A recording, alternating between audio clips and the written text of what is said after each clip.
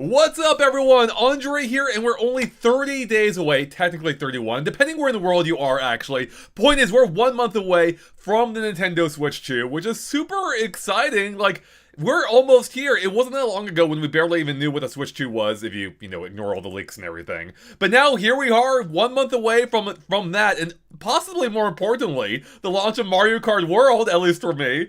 So I thought it'd be fun for us to do a live discussion where we can chat about whatever we want. I got some topic ideas already in mind, but chat, if there's anything you want us to discuss, feel free to bring it up. Of course, super chat's easier for us to see, but we'll try to, we'll keep an eye on the chat to see whatever it is that you guys want us to discuss.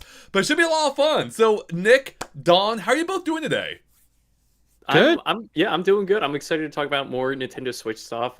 Like you said, it was just like a few months ago that we first heard about the Switch 2, and now it's like coming out in 30 days, 31 days. But yeah, I'm ready to talk about it. It's literally a month ago, right? Yeah. Yeah. Time goes fast. It does go fast. It's distressingly quick. It was just a week ago I was playing it at the Dallas event, and now, it's been a whole week already, and it barely even feels like it. So, like, basically, It's going to be tomorrow when the Switch 2 is here, that's... I mean, obviously I didn't play it, but I was somebody's cameraman, so I saw the Switch 2 as well in person in living color. In living color. Now we're showing our age. In living color. Back when we had black and white TVs, Hell yeah. Chat, how are we all feeling? I see Swiftjar in the chat. Good seeing you. I see a lot of familiar names. I see Fawn here, so good seeing all of you. How is I just want to check in real quick. What is our hype levels at though? Like, are we hyped, or are we just keeping it cool right now? Don, how are you feeling at the moment? After seeing it in person at the London event and actually like being able to fiddle a little bit with it, but mostly just watching people play, I'm actually way more excited than I thought I was. That's awesome. That's kind of how I feel too. But Nick, how about you? I'm at like a cool level right now. Like after again, like you get to play in Dallas. Don got to be a cameraman at the experience, so I'm just playing. I'm like living vicariously through you guys. So when I talked to you, Andre, like a few weeks ago when you went to the Dallas event, like just hearing everything, like okay, my hype level definitely went up because I actually got to talk to someone that had hands on with it. So yeah, I'm pretty cool right now. Like once June hits, that's when I think everything's going to explode. Yeah, I think I'm between you two, right? Like I've cooled down a little bit since the Dallas event, but that really did kind of like restore my hype. Not restore, but maybe better appreciate everything the Switch 2 is doing right now, and it did bring back the hype, especially for Mario Kart. Not that I wasn't hyped, but that Direct really did bring me down a little bit. But we had all these expectations, both based on teases that Nintendo had made or said themselves, but also the inherent fact of it being a whole Direct. And we just saw more of the same, which is still good. The Mario Kart World looked amazing, but it's like, they missed out on some potential here. But playing it, I'm like, oh man, this is so freaking fun. And I saw in the chat someone else was at the Dallas event. Yeah, looks like Tall Show. They went on day 2. I was there on day 1. We just barely missed each other by 24 hours. So sorry about that, but I'm glad. Hopefully, I had a good time there. In fact, what was your favorite game at the show? If it matched everyone else I talked to, I think I already know what it is. But I see a lot of the chat is a 10 out of 10 for hype. People are really hyped. It really just seemed like it started to, there was a lot of negativity originally, and there still is to some degree, and not entirely without, merit, especially regarding the prices, which I want to get into, particularly as there is some new news regarding prices, at least within the video game sphere that I want to talk about. But yeah, we're going to touch on, prices, the hardware, the launch lineup, the rest of the year lineup, features like game chat, the mouse controls, Switch 2 edition games. I want to talk about, are the graphics as good as we were hoping for? And other things too, like the game keys, which is kind of both a new and also not that new type of element to the Switch 2. Really interesting stuff. There's a lot to talk about here, and we're going to be here for a little while, I think, so it should be a lot of fun. And once again, chat, if there's anything you want us to discuss, feel free to let us know. Canadian says, time is going by fast. It really is. Peachy Fanboy says, their hype is high. My birthday is in 19 days after the release. Hey, that's a good way to spend your birthday. Now you can have a game chat birthday. You can all get together, play Mario Kart World. What, Don?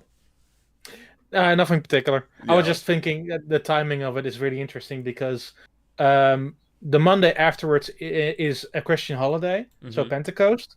So I took the first and Friday after over a 5-day weekend with Switch 2. That's awesome. That's great.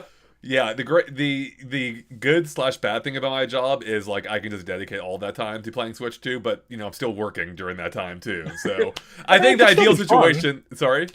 It could still be fun. It still absolutely can still be fun, yeah. But I think the yeah. absolute perfect scenario is being able to play it and then you have to worry about any kind of work, right? That's the Yeah. so your Sure, 5 days off there, Don, are probably pretty great. So I'm still gonna still help you, so it's gonna be. that's probably true. You're right. It's probably still Yeah, work, yeah, but the fun work exactly. yeah. It's fun work.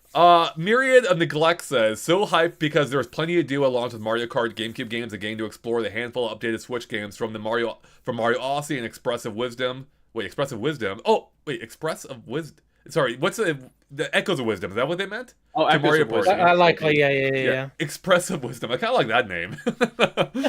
Wait, Expressive Wisdom. Going off of this comment, are we sure those are all going to be day one? Like those versions, like the Mario Odyssey, Switch enhancement, like the Echoes of Wisdom. Do we know if those are going to be all day one?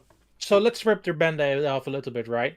I think the communication with Nintendo over the last period has been a bit all over the place. Yeah. Yes. Let's make this our first official topic. Their communication has been pretty bad. Like some of the things they wanted to convey, they've actually done a good job at. The problem is there's like the massive holes in that they've left. Right. Like it's crazy to me that we barely even know.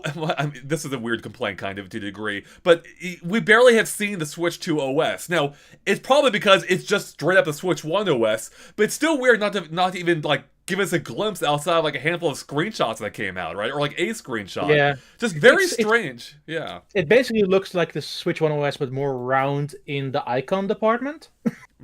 Oh, is it? I guess you're right. They're more round. If you look at the actual icons in the home menu, they're more rounded than the straight up squares that Switch 1 had. What a huge difference. That justifies the price difference right there. Yeah. But then there's Yeah. other holes too in this, as you're touching on. We don't know the launch schedule for these free updates, right? For the Switch 2 editions, or not Switch 2 editions, but the free game upgrades. Yeah, the updates for Switch 2 on Switch 1 games for Switch 2. Right. Then They just put out a list and they didn't even say date. They didn't say, oh, it's day one. They didn't even say coming later this year. It's just like we're not sure about it. Right. Then there was also, of course. Oh, go ahead, Don, please. Yeah, I have to assume that they're day one because, once again, the information is a bit too separated between the three regions. But there is a specific page on NCL's website which tells you which games will have game chat from day one or game share, and half of the games that have an update are on there. So I would assume that they're day one, but that's an assumption. They're not saying it straight up. Do you have a link to that? I would love. Could you post that in the chat? Actually, if you have a link to it, I would love to bring that up. I actually do have the website up right now that shows off the games getting the free upgrades. But again, yeah, there's no information on when these are actually coming out. But they are free upgrades for, I believe, 4, 8, 9, 10, 11 games so far. I don't know if that includes your list either, Don. So are there more games beyond these 11 that are getting enhancements, or? Well, Andre or Don, a point you made, you said there's like games that are specific to game chat. I didn't even know that was going to be a thing. I just assumed that almost every single game was going to work out of the box on game chat, right? Yeah, that's what I thought too, actually. Well, yeah, there are specific functions when it comes to game share, which they still use the C button icon, but it's specifically mentioned to play game with game chat online. So, which are Brain Academy, Super Mario 3D World, Clubhouse Games, Captain Toad, and Mario Odyssey, So sorry, what did this do for the game chat now? Then how does that work? That you can play them with other people online. Other people. So online. that's like the game sharing feature that they just added to Switch 1, right? But then it's specifically for the function on game chat. So they have a different icon for local and for doing it through game chat.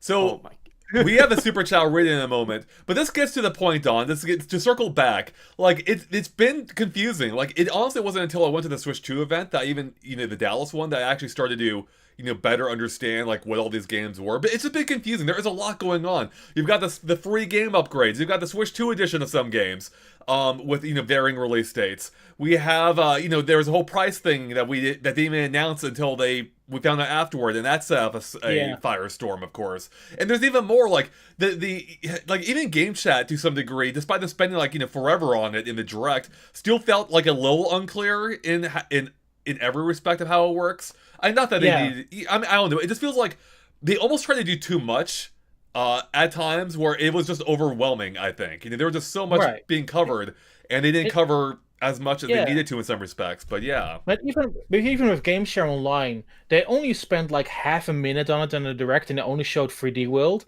But apparently, all the ones that you mostly can play locally, you can also do online, except for the Switch 2 edition of Jamboree, Sorry, what's the exception with Jamboree? that you not can play Game Share Online. That's the only difference. That you can't game share with Jamboree, or you can. Sorry. Online, Okay, Game got it. Share Online. I see. Yeah, because you can game share Jamboree, but it's only in the one stage. It's like the Wiggler stage, and It's only locally. Wait, it's Only only the Wiggler board? Yeah, it's Yes. the only one stage. Yeah, The it's like they're going freaking back to worst the CS board? days So- where it's like so if you're they- game sharing what, like Mario Kart, and everyone's got to be the shy guys. Like they're like, oh, you Right. can play it, but Yeah, you can't it's- pick who you play as. It's 30 mini games in Mega Wrestler. That's weird. Yeah. I mean, And- okay. and that's- yeah. All right. I'm actually. To be fair, I think the game share thing is actually really cool. It's just like those annoying limits. You know, they're treating it almost as if like a demo. Like, hey, you get a little taste of the game. You know, to advertise to your friends with. But yeah, I do But yeah, remember. I shared a page that I'm talking about where they show it basically. Let me see if I can bring that up real quick. Thanks. You put that in our chat. Hopefully, this doesn't break the stream. Let me try something here. Is this the? I'm looking at But- the. Yeah, bring it But up. yeah, for- they say this is available on April 2nd, but then they also don't list Fast Fusion, which offers both, which is a third-party game. How about Clubhouse Games? Is that the full game? Can you game share any game in Clubhouse Games? So what they do with Switch 1 is that you had to download specific clients to play with others Okay. locally. If you wanted with just one copy of a game. And basically this replaces the client that was there. So basically now you can play any of the games locally and online with other people. Okay, I see. Huh. I mean, ultimately, I think game sharing's still awesome, but of course, it's going to have those weird Nintendo limitations, you know. But yeah, I think it's over an exciting feature, and there's something kind of related to it I want to get to in a moment. But first, I want to finally read the super chat from Matthew T. Fields. Thank you, Matthew, for the big super chat. They say, I'm surprised no one is talking the amount of combination of tracks that can be done in Mario Kart World, but that justifies $80 for me. Also, do you guys think we can make our own knockout tours? So yeah, great points. Actually, a lot of people are replying to them in the chat. Let me just read a couple of these. Molded says, yeah, all the alternate routes between main tracks are awesome too. Or tracks too. Then Tall Show says the carts are now platforming characters themselves. It was crazy when I played Knockout Tour in Dallas. It's probably gonna be my most played online mode. LOL. Yeah, no. Here's the thing. Playing Knockout Tour myself, like that's a game changer for me. That's when I realized, okay, this is what the game is about, and I had so much freaking fun. And yeah, I think a lot of people are not fully appreciating, perhaps purposefully, if they're being intentional trolls, that this isn't just the set track amount, which I think was it now 37, 38 tracks we know about in the game, or Is it 31? 31? 30, I think maybe 31, like 32 with Yeah. Rainbow Road Yeah. and all the other significant routes between tracks. Right, so yeah. whatever that amount, whatever that amount fully is, it's doing a disservice to what this game is. The fact that it's not just those tracks, it's everything in between and the ways they connect to each other, which really does change how you play the game. And that's what makes it so exciting, because like they're more free flowing than ever. Like especially with you barely even staying on a track. You know, like you're rarely doing laps on a single track. It's just like one continuous stretch, especially in Knockout Tour, where it really just feels like, to me, like it's just a really fresh experience that again, denoting it by track count is really doing a disservice to what this game is doing. Right. Obviously, I was in the room when they were playing it as well, and I was like behind my little camera recording. The energy of that room during Knockout Tour is unparalleled to anything I've seen during that entire event. I have to say, I mean, and I want to be clear, like there's always a possibility that live, that live factor enhanced it versus playing alone in your room, in the dark or whatever. But it was really fun hearing everyone else in the room, like, cheering or getting knocked out or whatever. And especially by the end, because if you watched my gameplay video I posted, I was one of the finalists in our Knockout Tour, and I didn't realize until the very end that there was a whole group that gathered behind me. They're like cheering me on at the end. It was so freaking fun. Nick, I think you have something you want to say though?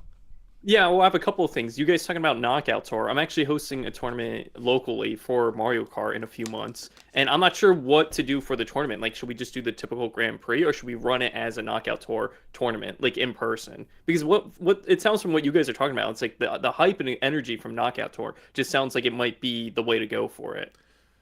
Yeah, absolutely. Yeah. I mean, I don't know. I might need more details about what you're considering, but like one thing that comes to the top of my head is like you could maybe make it a point-based thing where you have multiple Knockout Tours, and whoever has the most points across those, ends up winning or making it to the final knockout tour or whatever it is, so. Yeah. Right. No, that's definitely a good idea. And then I guess the other thing I was going to bring up, to go back to Matthew's point, the super chat said that, do you guys think we'll be able to create our own knockout tours? I don't know if that's going to be a thing, because it seemed like it was pretty specific to those cups, maybe in like a future update, but like, can you guys see this being a thing right out of the gate in June? Not right out of the gate, but honestly, with how much interaction between the different parts, they should have done.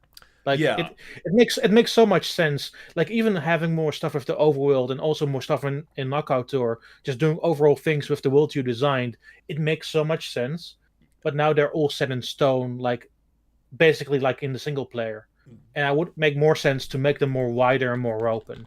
Yeah, I fully agree. I hope and expect, although maybe I shouldn't have given how Nintendo works, but I hope that they treat Mario Kart World as a platform and it gets continuous updates. And that seems like an obvious one. Like, hey, you can make your own custom tours now, or your own custom circuits, or whatever they're calling it, the knockout tour type things.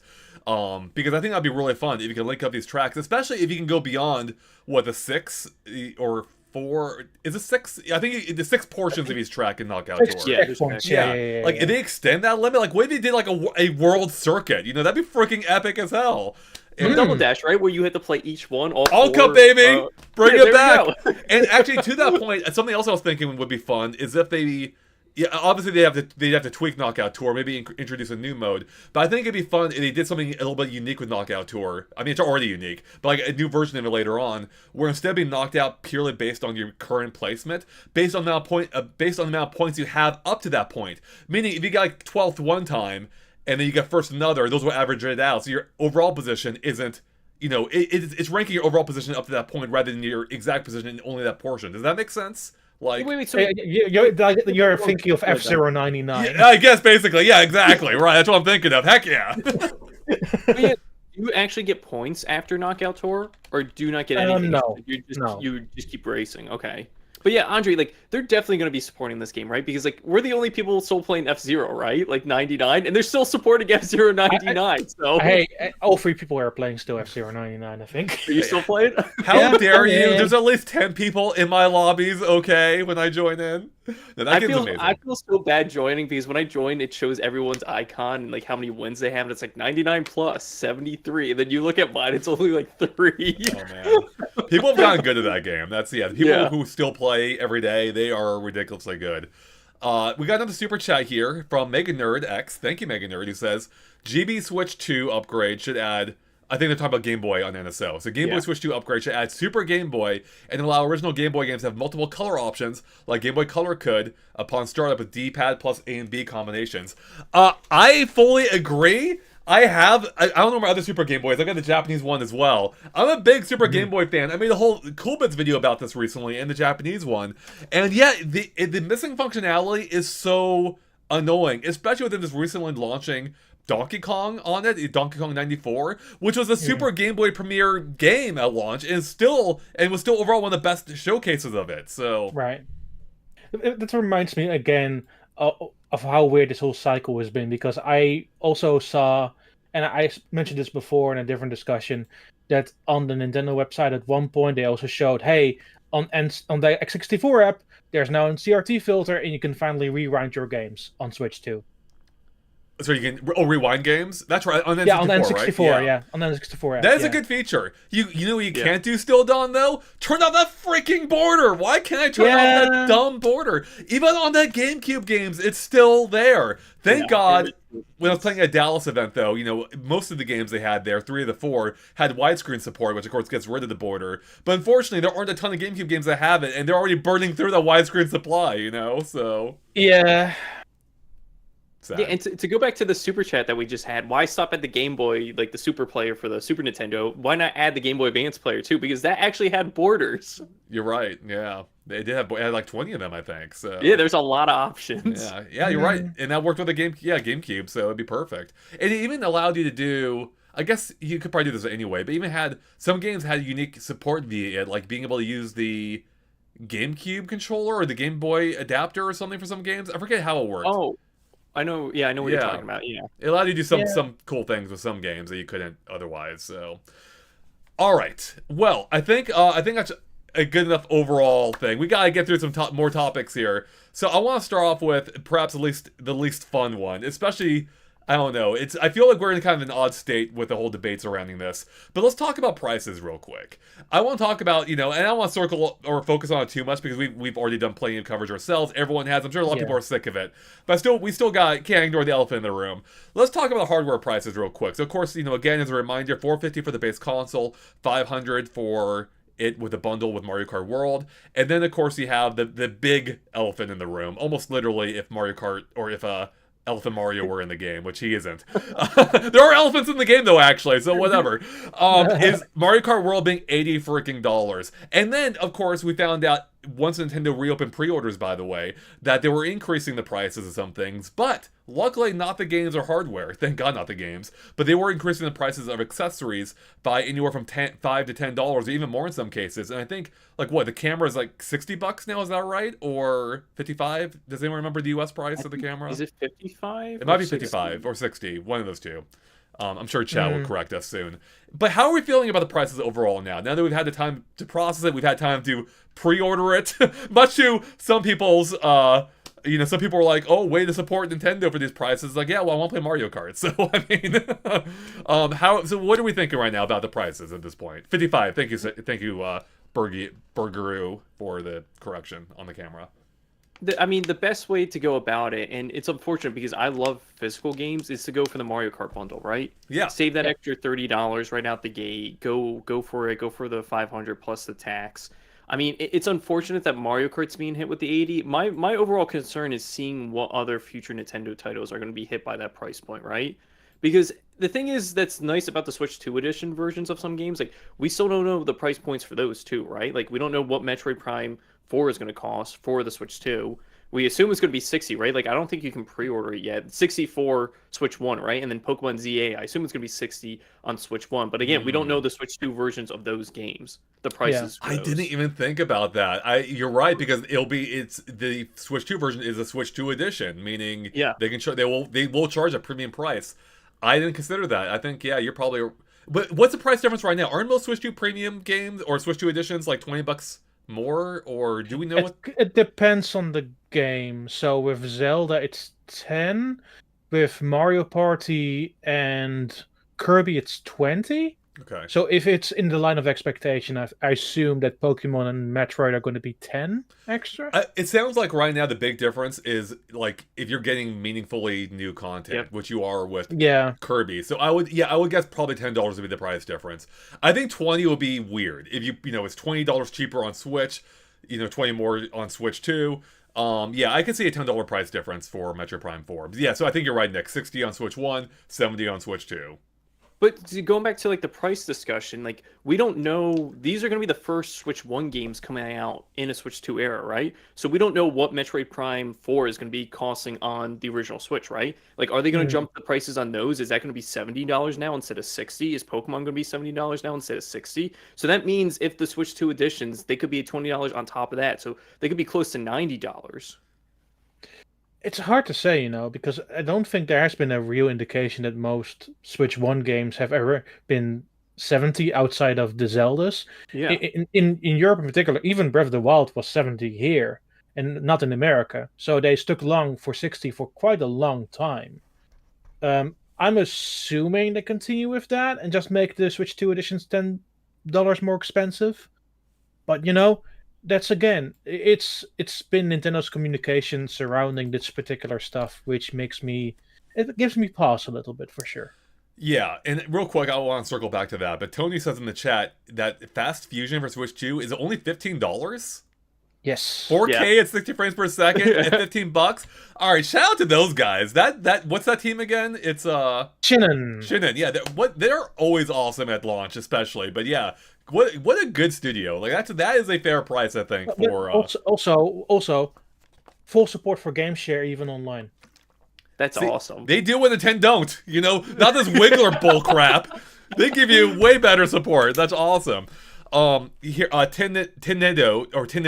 Tinendo, I think, says we can assume every Switch 2 edition will be $10 more, making them $70. I mean, I think overall probably, but I think there will be exceptions, as we already mentioned for like Kirby, right? Where they're adding, and wait, what's Mario Party at?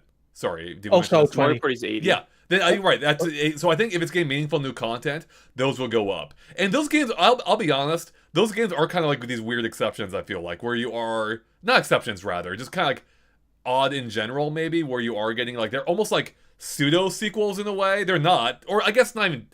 It's like Switch 2 exclusive DLC, basically, right? That's more the Yes, point. that's it. It's just kind of weird the whole positioning of it as I don't know. I do think with Mario Party, there's also a weird thing where they're adding 2 more rule sets to the game, which they are then exclusive to the Switch 2 edition of that game. What are those? Frenzy, which we don't know the details of, and the tag team mode for 2 versus 2.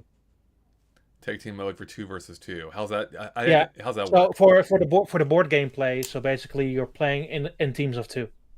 Oh. Did they talk about I didn't know this? No, they didn't. I didn't even know about this, Andre. It's very very deeply hidden in the details of this particular Switch 2 edition. Why is Nintendo so freaking bad at this? I don't understand. I run a freaking gaming channel, and some of this is news to me. All right, like this is so confusing. Anyways, we got a super chat from. Here's the thing. Yeah. Imagine having different details across 3 different region sites. It is very confusing, but yeah, it's not, you're right. It's not even consistent. Like Nintendo just needs a freaking portal, one freaking location where we get all this information, and I don't know why they haven't set that up correctly. Anyways, D Drip God says, "Oh, the super chat. Thank you. Let you pass the controller for the Game Boy systems. Let you pass the controller for the wait. Okay, what? On NSO. Like when you're like streaming with a friend or sharing with a friend or playing with a friend, like let your friend play. Oh, take the controller wait, over. is that not? Yeah. Oh, they didn't talk about this. Is it not a feature? I guess they haven't said you can do this in game chat, have they? Or no, because that's something on PlayStation. You can. I was gonna say PlayStation has that. Yeah, you can just because give them the game share is one host system and then sending it to the 3 other ones. I don't think you can technically make that happen. Well, within the NSO app, you can give it to another person and give them control over player 1, but that's the only difference in that sense. Oh man, now now I feel like it's kind of like a big hole now with the game chat thing, because it would be cool if you could play any game online. You know, kind of like how you can in NSO, where if I put a game up and then you 3 want to join me, like let's say we're playing offline Mario Party or something, right? You guys could join me through the game chat, and I just assign you to a controller port. Wouldn't that be neat? Yeah, I would love that. Yeah. Anyways, real quick, I want to circle back though to the prices because we kind of got off topic a little bit with the Switch 2 editions. How are we feeling about the hardware and software now, and what are we thinking is going to happen in the future? So I'll give my quick thoughts. Honestly, the more I think about this, I think the Switch 2 is actually fairly priced. As a hardware thing, regardless of whether it comes with the game or not, or especially if it comes with the game, I actually think that price is actually really good. Especially now when you look at the competition, Xbox raising their prices now by $100. The Series S is, I think, right in line now with the Switch 2, if not even more. I think a little bit more in some cases. The Series X way more expensive, and I think now it's just a matter of time before PlayStation raises their prices too. Now, there's always a chance Nintendo could, of course, raise their prices as well, especially once they burn through the US inventory that they already have in stock. But for right now, I think Switch 2 is actually even looking even better than it was at the announcement.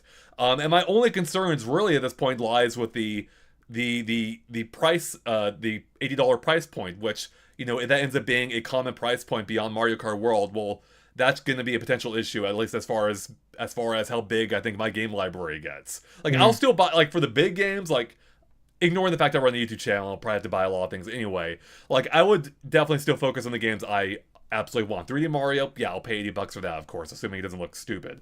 But, you know, it would absolutely limit my desire to, you know, take a risk on other games. Like, I'm not taking a risk on a game that, like ARMS, for instance. I'm not paying $80 for a game that looks like ARMS. Don't get me wrong, I loved ARMS. I thought it was great. But, like, did I know I was going to love it going into it? I didn't, you know? And I think charging $80 for an experience like that would be a huge risk for new IP, or, you know, for smaller types of games maybe. And I don't think Nintendo's going to go that far. I don't think $80 is going to be the standard price for everything, but I could be wrong, you know? So Wait, and Andre, you're talking about like new experiences such as ARMS on the Switch 1. Like, we had no idea about this IP. It's using the controllers in a cool way, kind of like the Wii did with motion controls. Right. But like, what are they going to charge Drag X Drive? Like, how much is that going to be? $50 seems like a little too much. But again, they're charging $10 for Welcome Tour. I wouldn't put them past them to charge $50 or $60 for this game. That has like no life in it, right? I think it's like a $30 game because it seems to be digital only. Oh, there's no physical whatsoever. There's no indication to. Also not on Yeah. the Nintendo website. So Yeah, hey Ari, welcome to the stream. Glad you made it. Yeah, so that's a good one. I don't know, best Nintendo though. Like I feel like no matter what I guess a price point is being, they always go higher. You know, for something that's like untested, I could see maybe $40 for Drag X Drive, which I think could also be a death sentence. Um, Yeah. so I hope I'm wrong on that. I really hope I'm wrong. I will say though, having played it, it's a lot more fun than it looks in video form, where it for doesn't sure. translate very well over video. Playing it, you actually start to see the vision for it. Now that being said, I don't know how long that's going to last for, what the replayability is, but I did have fun with it. The controls worked by and large really well. But I guess to broaden the scope a little bit of our discussion, I wouldn't mind if this generation now broaden the price point of games. I don't mean that in the sense I won't pay more, but I mean that in the sense that maybe not everything has to be the exact same price, right? Like if Nintendo Sure. had started releasing on Switch, almost everything from them was $60, with a few $50 exceptions. But if they really kind of widen that pool to maybe 30, 40, and $50 price points as well, you know, on top of 60 and 70, man, maybe 80. I think Yeah. that'd be really cool, you know? I think that would actually be really interesting and kind of also help denote the kind of experiences to expect. You know, Mario Kart World, I see it. It's a big open world game. I can see the justification for it, but you know, not every game is going to have that inherent justification. And I think we're already seeing that with Donkey Kong. I think they realized we probably can't charge $80 for this. I think 70's already kind of pushing it too, possibly. But we haven't seen enough of that game to fully assess. But yeah, I don't know. How are we feeling right now? So in kind of Yeah, like I'm trying to figure out the threshold of what determines that value. Obviously, like Mario Kart's a big open world game. Like there's a lot of content. We're going to be playing this for hundreds of hours and finding new things Yeah. all the time. But like, are they going to do it based off of their best selling games? So it's like, oh, Mario Kart's going to be this expensive. Zelda's going to be this expensive. Like I can't see them charging $80 for Animal Crossing, even though it's like in their top 5 best selling games. I just can't see it being costing $80. That's why I think it would cost $80 because that is so much high selling, yeah, and that's sort of the problem, right? I think how much value do they attach to a certain IP, and I think the most value IPs will hit that price point. I find it surprising that Donkey Kong they find that a bit more experimental and put it $10 down the rest. But it's to me it's more of a idea of what comes afterwards, right? Because I only have the indication of like 2 games. We have Mario Kart and Donkey Kong. There are no other set in stone release dates for outside of Switch 2 editions. And those would be the indication moving forward of what the pricing is actually going to be. So I would be interested in seeing what Dragon Drive costs, and then knowing the next first party game, how much is that going to cost? Mega Nerd Yeah, and says that's new Ice Climber game is $110. You pay double for both ice climbers, 60/60. But no, yeah. So I guess, yeah, like you said, Don, perfect point. Like it'll be interesting to see what Drag X Drive costs, because that will be the next one we're getting, since that has a summer release date. And then after that will be Kirby Air Riders, and then Age of Calamity, or the new Hyrule Warriors game. So Age it'll of be interesting to Imprisonment, see. Yeah, Age of Imprisonment. So I don't want him to charge more than $40 for Drag X Drive, because it's going to be like a death sentence for it. If it's going to be $60, I don't think anyone's going to be picking it up. And that's what they charge for what? 1-2 Switch out of the gate? Was it $50 or $60? And I don't know anyone. I knew one person that had it, and I had to borrow it from him to actually play it. And like I don't know anyone that bought that game. Yeah, they need to be experimental with the pricing. Like that's the most or best advice I can give them. Be experimental and see where it lands. Like, Because I don't think it's sustainable to sell every single time like $80 games. That's not sustainable long term. what could maybe be interesting, and you know, chat, let me know if I'm off base here, but maybe bring back something along the lines of the what was that ticket system they had? Oh, the voucher system on Switch, The game vouchers, voucher yeah. system, yeah. where you could save money on, you know, if you bought 2 games basically or whatever. Maybe something like that could be. I mean, you could just straight up bring that back, which wouldn't be bad. But maybe it might be interesting if they had like almost tiers, right? Like you've got tier 1 of games, like you buy the voucher, you get, you know, the big Mario Kart World or Zelda, Mario, whatever it is. But then you have the voucher for the second tier of game, where you're saving money overall still. But that lets you, you know, lock in Drag X Drive or, you know, Switch 2 edition or something else. You know, like one of the smaller scale games, and that might help boost sales of those games while saving you money as well. And that can maybe help open the door to like newer types of experiences experiences, and making people more open to them, I suppose. Because I think Dragon X Drive is gonna be a hard sell. I'm gonna be honest. I think that's gonna be a hard one to sell, especially if it does come in at 40 or higher. Hmm. And it'd be fun to see if Nintendo would experiment more with like getting the word out there. Maybe they'll probably have a demo for it at the least, but yeah. Yeah, but my main issue with that is that they would need to set a certain price. They cannot do different tiers. They need to set a certain price for game vouchers and need to make that worth it. Because like if at minimum a game is $70 and some are 80, how do you set the price then for game vouchers? Do you do 130? Do you do 120? What is the upper scale and value for that stuff? Yeah. Yeah. Yeah, I like how Andre broke it down, like having the different tiers for the games. I think that's the way to go for the vouchers, right? Because like on Switch 1, like there wasn't too much difference between the game prices, right? Like you had to make sure that you were a little bit smart when purchasing it, because you're not going to buy like WarioWare and buy like another like $50 game or $60 game. Then you're just losing money, right? So I think the tier system might be the way to go. I honestly feel that that's not really worth it though, because most people who would buy into such a system would want to buy the best top tier games possible, and you're basically locking into a system where it's one game they really want and maybe one game they will just want to try. Well, that's exactly why I think it could make sense, though, from Nintendo's perspective at least, and also from consumers to a degree, because I feel like for most of the voucher games, like, I think a lot of people, like at least in our audience, they were going to buy them regardless. The vouchers let them save money, which is great. That's a consumer win. But I think there's also, more experiences that people are open to as well, that with that tier type system, that might make them more willing to try it out. But just because a game is cheaper or smaller in scale, I know you weren't saying this, Don, doesn't mean it's any worse than something else that's higher priced or a bigger scale game.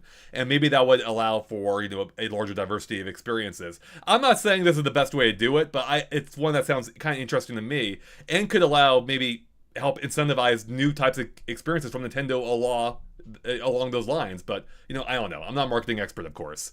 We got a super chat here from Super Green Ja 64, who says, "What future games do you think will be $80?" So we kind of touched on this briefly, but here's a quick thing you can do.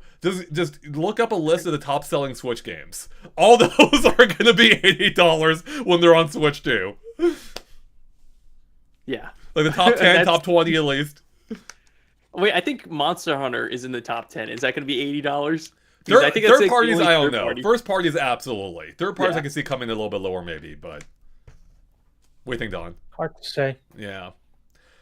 To me, like I don't think every single game will have $80 pricing. I mean, Donkey Kong's, yeah. Yeah, I think it's unreasonable. I think it has to do with scope and how much time they actually put into it. Like with Mario Kart World, like despite being the bummer of a direct, like you can still see the value in what I put into that game. Well, according to some people, or not according to some people, I should say. Yeah.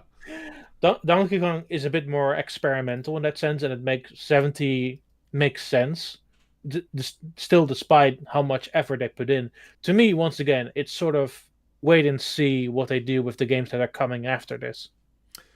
Real quick, Alma says no game is worth $80. See, it's like I mean, in principle, it depends on the person, right? Like, yeah, it does. Like Cuphead's one of my favorite games of all time. That game was $20. I think I bought it like 3 or 4 times because I played it almost 10 times. I can play Cuphead whenever. So like I'm upset they only got $20 for me. That's why I'm like, oh, I'm gonna buy it here, play it here, buy it here, play it here. Because you're upset you didn't get the more money. Yeah, like, but that's the thing. Like $20 for this game, which is like a masterpiece to me. Yeah. Like I was blown away when they were like, oh, it's only $20. So I think it really depends on the person, the game, and like how much, like what enjoyment you actually get out of it. I will say it like this. Shock horror games to make and to develop costs money, and they want to make that money back. And you can necessarily say from if they make it cheaper, they would sell more copies. I agree with you, but they're also selling a brand new system. On top of that, they have to make you buy a game. I think they're even giving you a bit of value by putting it in a bundle, because for all intents and purposes, they could have sold you the game separately without the bundle. Yeah, which we know based on past Reggie interviews, Nintendo, NCL at least, loves to do that. They don't like bundling in their games. And Wii Sports was separate in Japan. Right, it never was in a bundle. And it did well there, but it did way better in the States, or the territories that they did bundle it in. Real quick, we got Paul Gale Network here, who I had a whole discussion with about Mario Kart World. So if you want to find out why I think it's worth $80, go watch that discussion because, man, that was a fun game to play. So, hey, Paul, good seeing you here. But yeah, I guess the thing is, like, it's a very subjective thing. Like, prices are always subjective. And, you know, what's expensive to one person may not be to another. I think we are all in agreement that, you know, $80 does seem expensive for a game. But, you know, for me, it's like $20 difference from, or even $10, whatever the difference might be from what it could have been also priced at besides 80. Like, it's not that big of a jump for me for games I really want to play. I'm not advocating for $8 across the board, or even at all, of course. But it's like, I can see the value in it. I will play that freaking game for hundreds and hundreds and hundreds of hours, you know? Yeah. And I've definitely spent at least that much on other games, too, for DLC. Like, Dead by Daylight is a game I played thousands of hours, and I definitely invested more than 80 in the DLC for it, and I don't feel like I was, you know, ripped off or anything. So it's just a value consideration for everyone. If you're not a Mario Kart fan, you're probably not going to want it at that price. Games are a value proposition. If you don't see the value in the game, you don't have to buy it. Nobody's forcing you. Right. Like if you, there's plenty of other games available on launch if you don't want to pay $80 for Mario Kart if you didn't get the bundle or you're buying it later. There's not necessarily a guarantee that it's something for you. And that's the good thing. Like, in a free market, you can decide what you want to buy and what you want to skip. Exactly, Don. And Mike has a point to that as well, who says plenty of people buy the collector's editions for more than $80 before all this, and I would never buy myself. The value proposition is subjective for everybody, really. I fully agree. I have never bought, as far as I'm aware, a single collector's edition. I don't care about having more, like, plastic trinkets in my house, you know? But for those who want it, that's totally fine. They have that option to. And yeah, that again speaks to the value proposition. It's like, I have no interest in it, therefore I'm not going to buy it because it doesn't justify that price increase for me. But Mario Kart World does, and I'm sure there will be other games that could justify it. But my concern is less with the individual games that justify that price, and more with what's this going to mean for how many games I buy in general. And I mean that for, like, most people. Like, I really do think that Nintendo can get away with charging that price, but is going to, one, probably lessen the sales for those games, and two, lessen how many games people are buying if there's going to be a lot at that price point, especially with possible, you know, difficult economic situations surfacing, you know, so. For sure. Yeah. So I guess before we move on from pricing, like, two more points I want to bring up. This is like a good and bad thing, right? Like, it's bad that Welcome Tour costs money, but on the flip side, like, is that something to tell for the future of Nintendo having this tier pricing that we're talking about, right? If that's going to be $10, hopefully, like we've been discussing before, hopefully Drag X Drive is only like $30 or something like that, right? Like, that gives me a little hope of this possible pricing structure. Yeah. Will Nintendo do it? I'm not sure, but again, like, they're charging $10 for Welcome Tour, which should be a packing. That is okay. Yeah. So, go ahead, Dick. Go ahead. So, no, I was going to go on to more pricing with something else, but yeah, we'll stick on this topic. Welcome Tour annoys me more than anything. That annoys me more than freaking anything. Mario Kart World being 80, yeah, that's annoying, but whatever. Freaking Welcome Tour, I played that game. It's neat. It in no way justifies $10. Like, that absolutely should have been included. Like, more as, like, even just as a goodwill gesture. It's like, yeah, we know these prices are expensive, but here's a free little thing you can experiment with. Even as a free download. It doesn't have to be, like, bundled in necessarily. Let's make it a free download. Charging $10 for what's kind of like, at best, a demo. Some might say an instruction manual, you know, or a marketing kit. Like, but Andre, it has 32 minigames and tech demos and 12 different areas to explore. Yeah. Yeah, you can list all the bullet points you want on. It's not going to justify we're going to be enjoying the game through you. We're going to be talking to you about it. So yeah, I don't think we'll have more fun playing it through Dawn than actually playing it ourselves. So. Well, it's interesting. Once again, how miscommunication works. The only way you know which specific extras you need to see everything in Welcome Tour is listed on the Japanese website. Why? For example, one of the mini games you can only use if you have the charging Joy-Con grip or the Pro Controller for the GL/GR buttons. That's almost more annoying. Now it's like trying to upsell you on other accessories, right? 100% is, yeah. Yeah. Do any use a camera, Don? Yeah, one of them uses the camera. Okay, yeah. I mean, I guess the good thing is that at least if you have those accessories, you're getting more value out of them. But again, this speaks to why it should be a free thing. You know, like, yeah, like, give us something to use with the camera. Beyond whatever game it may have, because there's a possibility people may be buying the camera, I don't know why, without having any actual games to use it with immediately. I'm buying the camera. Yes, exactly. Bingo. But you're also getting Mario Kart World, so. And yeah. I will say this before people, likely a European or two in the comments, I will say this. Yes, I don't agree that Mario Kart physically is 90.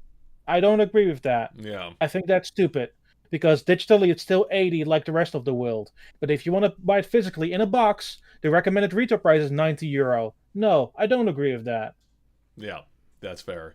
Super Yeah. Green Jaw 64 says Don is great at researching stuff. LOL. Absolutely. I'm almost Yeah. thinking, Don, maybe a video about like all the things about Switch 2 you don't know might be good because I think a lot of people. This is news to a lot of people. I think. I mean, Nick and I are great Even for to you guys. So Yeah, yeah. exactly. If it's news to Nick and myself, that Yeah. tells you it's gotta be news to a lot of people. So, No, uh, I agree. I agree. yeah, that'd be fun. Shield Sir with a super chat, thank you, says, "Does Mario Kart World have local split screen co-op free roam?" Yeah, they've shown this off, right? Haven't they? Or No, no, it so was the Game question Chat that is showed off. local. They game Yeah. chat online. Local, they haven't shown off yet. I don't know if it will, right? I don't think it will because I assume like I guess Andre, you can talk about this. When you started multiplayer, or Dom, when you were recording your friend play, what was Mhm. the because you played split screen with someone else in person, correct? We were initially, but then we got moved over to the knockout tour section, Okay. and I can't remember if that was. I mean, I was playing single player by myself on the TV, not single player, but by myself on the TV. But my the partner with me had also just stopped playing in general, so I don't know if that was a me thing or if everyone was playing that way, or if we had split screen. Don, do you recall your event was it knockout But people were playing. split screen People were playing split for screen. knockout Yeah. tour? But Yeah. no, not knockouts or free roam. Like when Well, you were sorry. watching split Oh, screen, free were roam. you just Yeah, driving around? free roam definitely has that, I Okay. believe. Yes. Well, the reason I Yeah, mentioned yeah, that, yeah. Nick, because you can free roam while you're waiting a knockout tour at the least. Maybe Yeah. you can in Grand Prix as well. And we were doing that there, so it seems like you probably can do it then Hmm. free roam. Okay. Yeah. All right. One more quick thing about prices, then we'll move on. We talked about prices way longer, but it's funny that recently the best thing for Nintendo. We kind of touched on it earlier, but not this specifically. Is Xbox announcing their price increases, including $80 games incoming? And some people are blaming Nintendo for opening the floodgates on this, which maybe, but Hmm. I think this is going to happen regardless. I don't think Yeah. Nintendo was the one to start this, and I think, or at least not the one to give Xbox the idea. And I think this really like works in Nintendo's favor. Like, hey, we're no longer the only ones. Unfortunately, this is not good news for consumers because that's more expensive games incoming. And although at least on Xbox, that might be an argument too for Game Pass. I just downloaded Sure. Expedition 33 yesterday. I didn't know that was on Game Pass. I started playing it. I'm not a huge fan of it because it's not my type of game. And I'm like, well, I'm glad I just spent money on this. But having those, that's like if you have Game Pass already, they haven't raised the What's prices of it yet. I don't think so. yeah. Side tangent though. Microsoft games are also available on PlayStation and Switch, and likely also Switch too. Yeah, that is correct. So they will be probably more expensive there. Like what's it called? Horizon or Forza Horizon just came out on PS or PlayStation comes out 5, yeah. Yeah. on the 29th, or no, like last week, and that was only $60. But yeah, this is going to affect those Microsoft games on other platforms, like you said, on Switch 2 and on PlayStation. And speaking of PlayStation, they still haven't increased their prices yet. And who knows when they're going to do that? Ghost of Yotei is one of the big games coming out this year. You can still Yeah. pre-order that for 70, so I don't think they're doing that yet. Death Stranding comes out next month. I believe that's still 70. I can see PlayStation doing it maybe next year. And again, like if Nintendo wasn't going to do this price increase, it was going to be Grand Theft Auto. Like that was 100% going to be the thing going to do it. And like, unless I'm wrong about Yeah. that, like I think that game's going to be very expensive because it's going to be the most expensive game ever made. So like, Yeah. they're going to need to make their money back somehow. With PlayStation, they haven't announced price increases. Maybe they will come, but they have increased the prices of their consoles, particularly in most of the world outside of America. Yeah, see, Tarno So mentioned that in the chat as well, which they haven't in the U.S. yet, but I think they're going to have to at some point. yeah, basically they made the digital version sort of pointless here now. Because it's basically, if you buy a digital version and a disc drive later, it's actually more expensive than straight up buying a PlayStation 5 with a disc drive. Wow. Yeah. Elma says, well, RP Canada like always. Yeah, I feel bad for the prices there, so which I think are even notably higher than even in the States. Yeah, unfortunate. So all right, let's see. I think it's time we can move on from prices. I want to talk about the hardware itself for right now. Maybe especially graphically, but I want to get into some of the more some of the hardware features a little bit later specifically. But if you want to touch on them now, feel free. And it kind of ties into the price as well. But are you Sure. content with like, are you happy with what you've seen of the Switch 2? Like, is it powerful enough? Do you think it is a massive upgrade from the Switch 1? How are we feeling on what we've seen so far of the games running on it, first party and third party, and graphically, hardware wise, whatever it is? Are you happy with the system as it is? As somebody who plays 60% handheld and 40 TV, I am actually very impressed with Switch 2 because it's a 1080p screen, Yeah, 420 frames per second on the go. I mean, that's pretty good.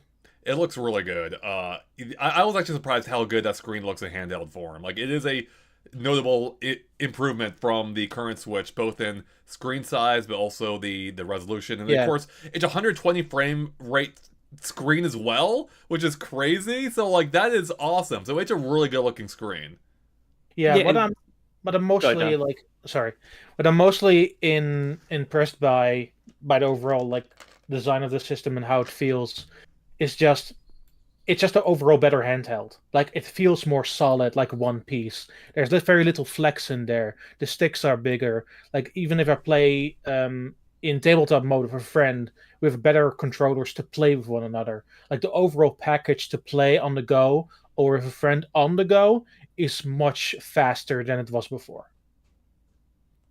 Yeah, and like Don, like you were saying, like you're like 60-40 playing handheld versus TV mode. I might be the same way, maybe like 50-50 because I'm constantly going between the two. And that's all I wanted for the Switch 2 was like a more powerful Switch 1. Because last night I was playing like Overwatch 1 or Overwatch 2 in handheld. I'm like, oh, I just wish this ran a little bit better. And I know the Switch 2 Yeah. is definitely going to be able to do that. So yeah, just hearing this and hearing your guys' experience with it, I'm like, okay, this is all I really wanted. It's so funny because talking about ratios, I'm like 100-0 for dock Yeah. versus handheld. So I'm raving about the screen, but honestly, it's not gonna affect me at all. Um, Mm. and I will say though, which is sort of a side tangent. I don't think I necessarily miss OLED. I know that's a bit of a weird statement to say. Like, look after looking at the screen and comparing it a little bit and see how the contrast looks, specifically on Mario Kart. I it's don't not a big necessarily deal. think I miss OLED. No, Like, it is nice. It's a nice to have, but it's not a necessity. it's definitely. I think it's definitely being overblown. Like, yeah, I mean, I like the deep blacks of the OLED, but some LCD screens are really comparable, and I haven't done a direct comparison with the Switch 2. But nothing I Sure. saw there like made me think, oh, this is an LCD screen or an ugly LCD screen or whatever it is. It is a big step up from at least the Switch 1, and very possibly the Switch 2 as well in every respect. But maybe those deep blacks. But maybe even then, I was never even worried, to be honest. I've been playing. Do I have it here? I've been no, I don't. I've been playing on my I've been playing on my analog pocket. It has actually one of the best screens at that size that you can buy. One of the best LCD screens on the market, or at least when it came out, and it may still be. And I knew from playing that, I'm like, I'm not worried at all. The Switch 2 is anywhere near this, it's going to be fine. And sure enough, it is near it, if not even surpassing it, and it's completely fine. So yeah, it's an overblown issue, not a problem at all. I will say, I think the games are going to benefit the most from the increased hardware power of the Switch 2 are going to be the third-party ones. You're the ones who haven't typically been able For to sure. optimize as much for Switch 1, or even if they were, there just wasn't the horsepower there to make it work. They were designed with more horsepower in mind. And I think I will honestly say this, like, I think the game that impressed me the most, and it's one I hadn't even seen that much of, was Cyberpunk. Seeing that Yeah. run on Switch 2, and just as, like, something about that scale just blew me away, and seeing that being run pretty well on the Switch 2. Don't get me wrong, it wasn't running at 60 frames per second or anything, at least not yet. But No. like, that thoroughly impressed me. I'm like, man, third-party games are going to be killer on this.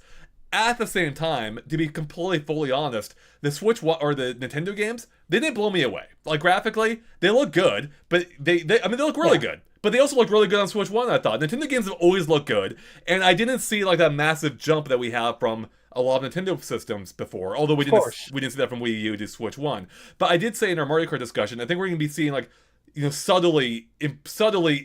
subtle improvements that are actually pretty meaningful. Like Mario Kart World, it looks really good.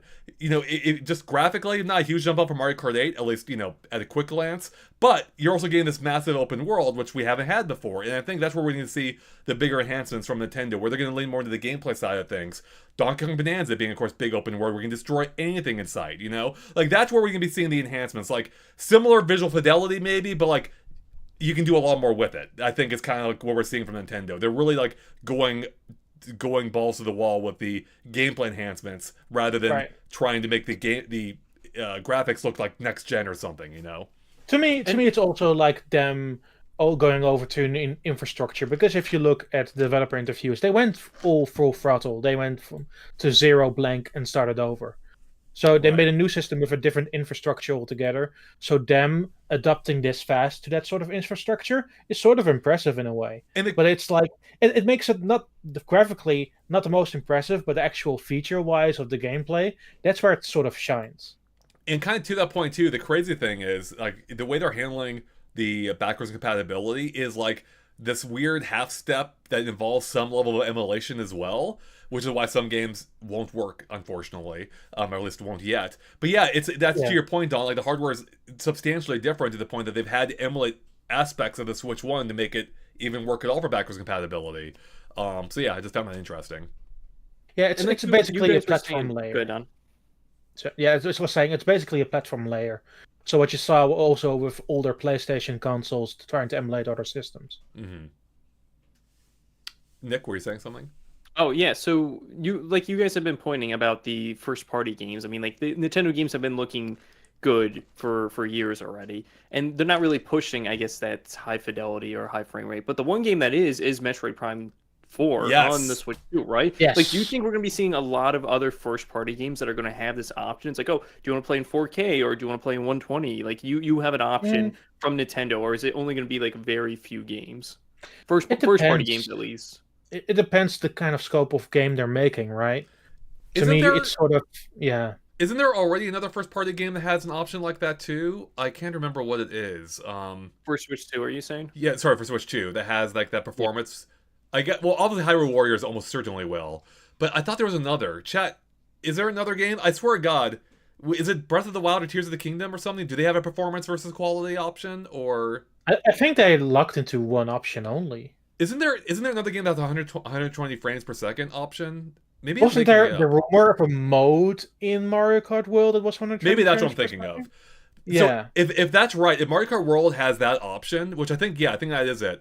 That's like a proper first party Nintendo studio. Like that's a big step. Like they usually don't offer options like that. I think if Mario Kart World is offering that, a Japanese studio from Nintendo, I think that's a good sign of things to come. If you consider that a good sign that they're going to offer those Mm. options in the future as well. For not every game, I think there's going to be big exceptions, but I think we're Yes. going to see more of that from Nintendo as well. And that's two games now with Metro Prime 4 as well. So. Mm. Yeah, and like Going you briefly to mentioned, Andre, like yeah, like Hyrule Warriors, a new one, Age of Imprisonment is probably going to have it because on Switch for One, sure. It's a three, yeah. Fire Emblem Warriors has that option because Fire Emblem Yeah. Warriors on Switch One has performance mode or quality mode, and I'm like, are you kidding me? A game that came out in 2017 for the Switch One has an option like this? So yeah, I can definitely see the new Hyrule Warriors game having it. Real quick, DNA Bro says they thought the rumor was fake. It could be, Could be. and Yeah. if it is fake, then I'm gonna take the opposite stance and say we're not gonna see a lot of that from Nintendo. Like I honestly think Mario Kart World's a good bellwether of what's to come. Because yeah, Nintendo generally doesn't love to provide options of that nature, like tinker with how your game performs. Metroid Prime 4 is doing it because they're a Western studio, and also it makes a lot of sense in that game too, which I actually didn't fully appreciate. In the moment, or I did, but I didn't quite understand it. First off, that game looks amazing. I think it actually might be the best looking first party game on Switch 2 so far. It looks so freaking good. It looks like it could be a Switch 2 native game rather than a game that was designed primarily with Switch 1 in mind. But then there's also the fact it uses the mouse support. I don't want to get too much into it, but I want to make it as a whole feature part of the discussion. But it controlled amazing. I think that's partly because of the 120 frames per second. So because you get that instant responsiveness, which even more so Sure. than you get on PC in some case. I mean, not everyone, but I think a lot of people aren't even running their PCs at 120 frames per second, right? So that's an amazing feeling that is going to enhance some games. And actually, Mario Party, I didn't realize this in the moment. The mouse felt good there too, but it didn't feel quite as good as Metro Prime 4. I'm thinking now that's because it was running at only 60 versus 120. So That's likely it. yeah. Anyways. Just seeing if Chaz has anything else to say about this. Hey, We do have a Hingia- super chat here. Oh, I don't know yes, if- I don't know thank if you. caught it. Yeah, yeah, from Hindu for $2 Canadian. What's with the lack of first party release dates? I think we have a lot for the summer so far, right? Like the last date we have is Kirby in August. After that, we're not too sure. So Yeah. I brought up with you guys when we were talking beforehand like when do you think, I guess, the next direct is going to happen? Do you think we're actually going to see one in June, or do you think they're just going to wait until Oh, September and be like, hey, this is where the rest of release dates are coming out for the rest of the year? You I guys think do it's going to be think June? I don't think there's a good chance we'll see one at the end of June. Yeah. Yeah, I don't think they wait. I think that's too long. They're definitely gonna fill us in. I think sooner. I mean, there's always a chance they won't, but I do think they want to maintain the hype, and that'd be a great way of doing it. Like right around the time of when Donkey Kong's coming out, yeah, fill us in on the rest of the year, which we'll talk more about soon too. So thank you for the super chat, by the way, and we had another from Yoon Park. Thank you, Yoon, who's a longtime fan of the channel. They say if there are any editions coming out after release, I think they mean Switch 2 editions. Do you guys think? Maybe not. Huh? Do you guys think to buy multiple Switch 2s later, even though it is expensive? Okay, I'm sorry. They're talking. Okay, I misread. Oh, like limited edition. Limited edition console, right? of the Switch 2. Yeah. So, is there? Would you be willing to buy another Switch 2 down the line if there is a compelling limited edition like variant, like based on Zelda, Mario, whatever? So I would, only as long as the design is cool, because like Smash Yeah. Bros is one of my favorite, and that's the thing. No, I'm being serious. Like Smash Bros Ultimate is one of my favorite games of all time. That limited edition console did not wow me. It just had like the Smash Yeah. logo, and that was it. And the controllers were still like the gray Hey, controllers that came from launch. And I was like, it didn't impress me. I'll pass on this come on, one. come on, come on, come on, come on. $80 stripe. Come on for the Joy-Con. I $80 that's stripe. the thing, right? I was like, this is it. This is all you're adding. Yeah. But yeah, No. if there's something there compelling, yeah, I would definitely go for it. Go ahead, Don. So the current OLED that I use is the limited edition for Splatoon 3. If they did one for a future release of a Splatoon 4, I might be tempted to. I'll weigh in. Yeah, There is I agree. 0% chance I buy any limited edition Switch 2s in the future. I'm totally content, especially as I said before, I keep it docked. I can't even appreciate like a limited edition version anyway. So yeah, I won't buy any others. 0% chance, barring like a Pro or something down the line, or like an OLED style upgrade. But even then, unlikely, because again, I play it docked, so even screen enhancements won't benefit me any. So Yeah, Andre, in your situation, you would just want it for like the Joy-Cons, and you can just buy those separately. Like you would get more enjoyment out of that. So right, exactly. Yeah, enjoy comment. All right, Raheem had a chat here saying, "I'm having concerns about Smash Brothers." Why, Raheem? I'm probably mispronouncing that. I apologize. What's your concern about Smash Brothers? I'm curious to know what you're thinking. So. If Smash is coming, yeah, maybe that's a concern. Yeah, if it's coming at all, especially with Sakurai being tied up right now with Kirby Air Riders. Air Riders, yeah. Dylan said they're like 99%, 99-1 in favor of handheld. So I think, yeah, so they play 1% in docked. It's so funny all the different conditions that people play Switch in, which is exactly the purpose of the Switch. Like you can play it however you want. I will. Go ahead, Don. So for me, my only concern right now is the battery life of Switch 2, because my commute one way, which to the other side of the country, is about 2 hours. So if I play a very demanding game, I will just have enough left to start recharging the system again. Yeah, that is a little concerning, but it's even less than the Switch 1 in some instances, right? Like the overall potential is less than Switch 1. Yeah, it's 2.5 to 6, so it depends on the game that you play. I think it's a very intensive game, like maybe a Cyberpunk could be a very good example of that, because it seems to be pushing the system quite much. Oh, that likely will be the 2.5 hour instant. Probably. I wouldn't be so shocked if it ends up even lower somehow, even below the estimate. But wait, Andre, did you see Cyberpunk in handheld, or did you just see it on TV? I only saw it docked. Okay. Yeah. I saw it in handheld. Oh, you did? Okay. Yeah, I will say it ran well in the main city. Also, the DLC was a bit rough, but it was also the people who were there say it was an older build and we're still tweaking it. So I cannot say for the actual release version of that game how it's going to look or how it's going to feel. Real quick, I'm going to run off and get some more water, but I'm going to read this chat real quick to keep you guys busy while I'm gone for that moment. Go for it. Thalas, I believe, says, I think Smash will be a Switch 2 edition at some point. Because they haven't announced any upgrades or anything for Smash Ultimate yet on Switch 2. So yeah, do you think there's potential while I go run some water? Don, what do you think? I'm thinking of Smash, though. I feel like there's so many ways they can go with Smash for Switch 2.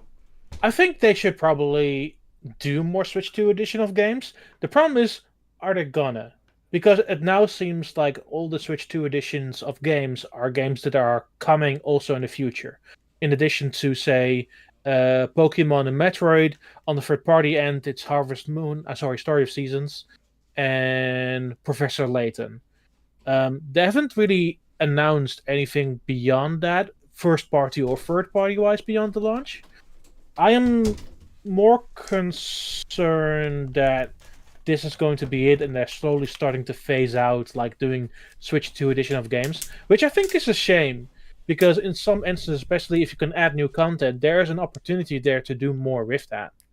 Of course, yeah, no, there definitely is. So, like, you think it's more a term, like a short-term thing? Like, they'll only do it for maybe like a year or two? Yeah, I think it's like a first year and a half thing, which I do think is a bit of a shame because there's opportunities there with certain games. Yeah, like Smash Bros. Like, I mean, they could possibly just say, hey, if you have Smash Bros. Actually, no, Smash might be in a tricky situation, right? Because if they do a Switch 2 version of it, does that include all the DLC from Switch 1? Because we did see for Breath of the Wild Switch 2 version, it doesn't include the DLC. So, like, Yeah. if that's the case, Smash on Switch 1 is $60.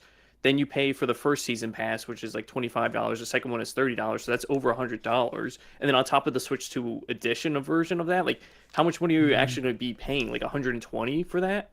Yeah. I agree. Almost 0% chance it includes the DLC because, especially with the licensing agreements they have in place for for those characters. Like, they're almost all, if not all, third-party characters, right? So that's got to factor into the price points as well.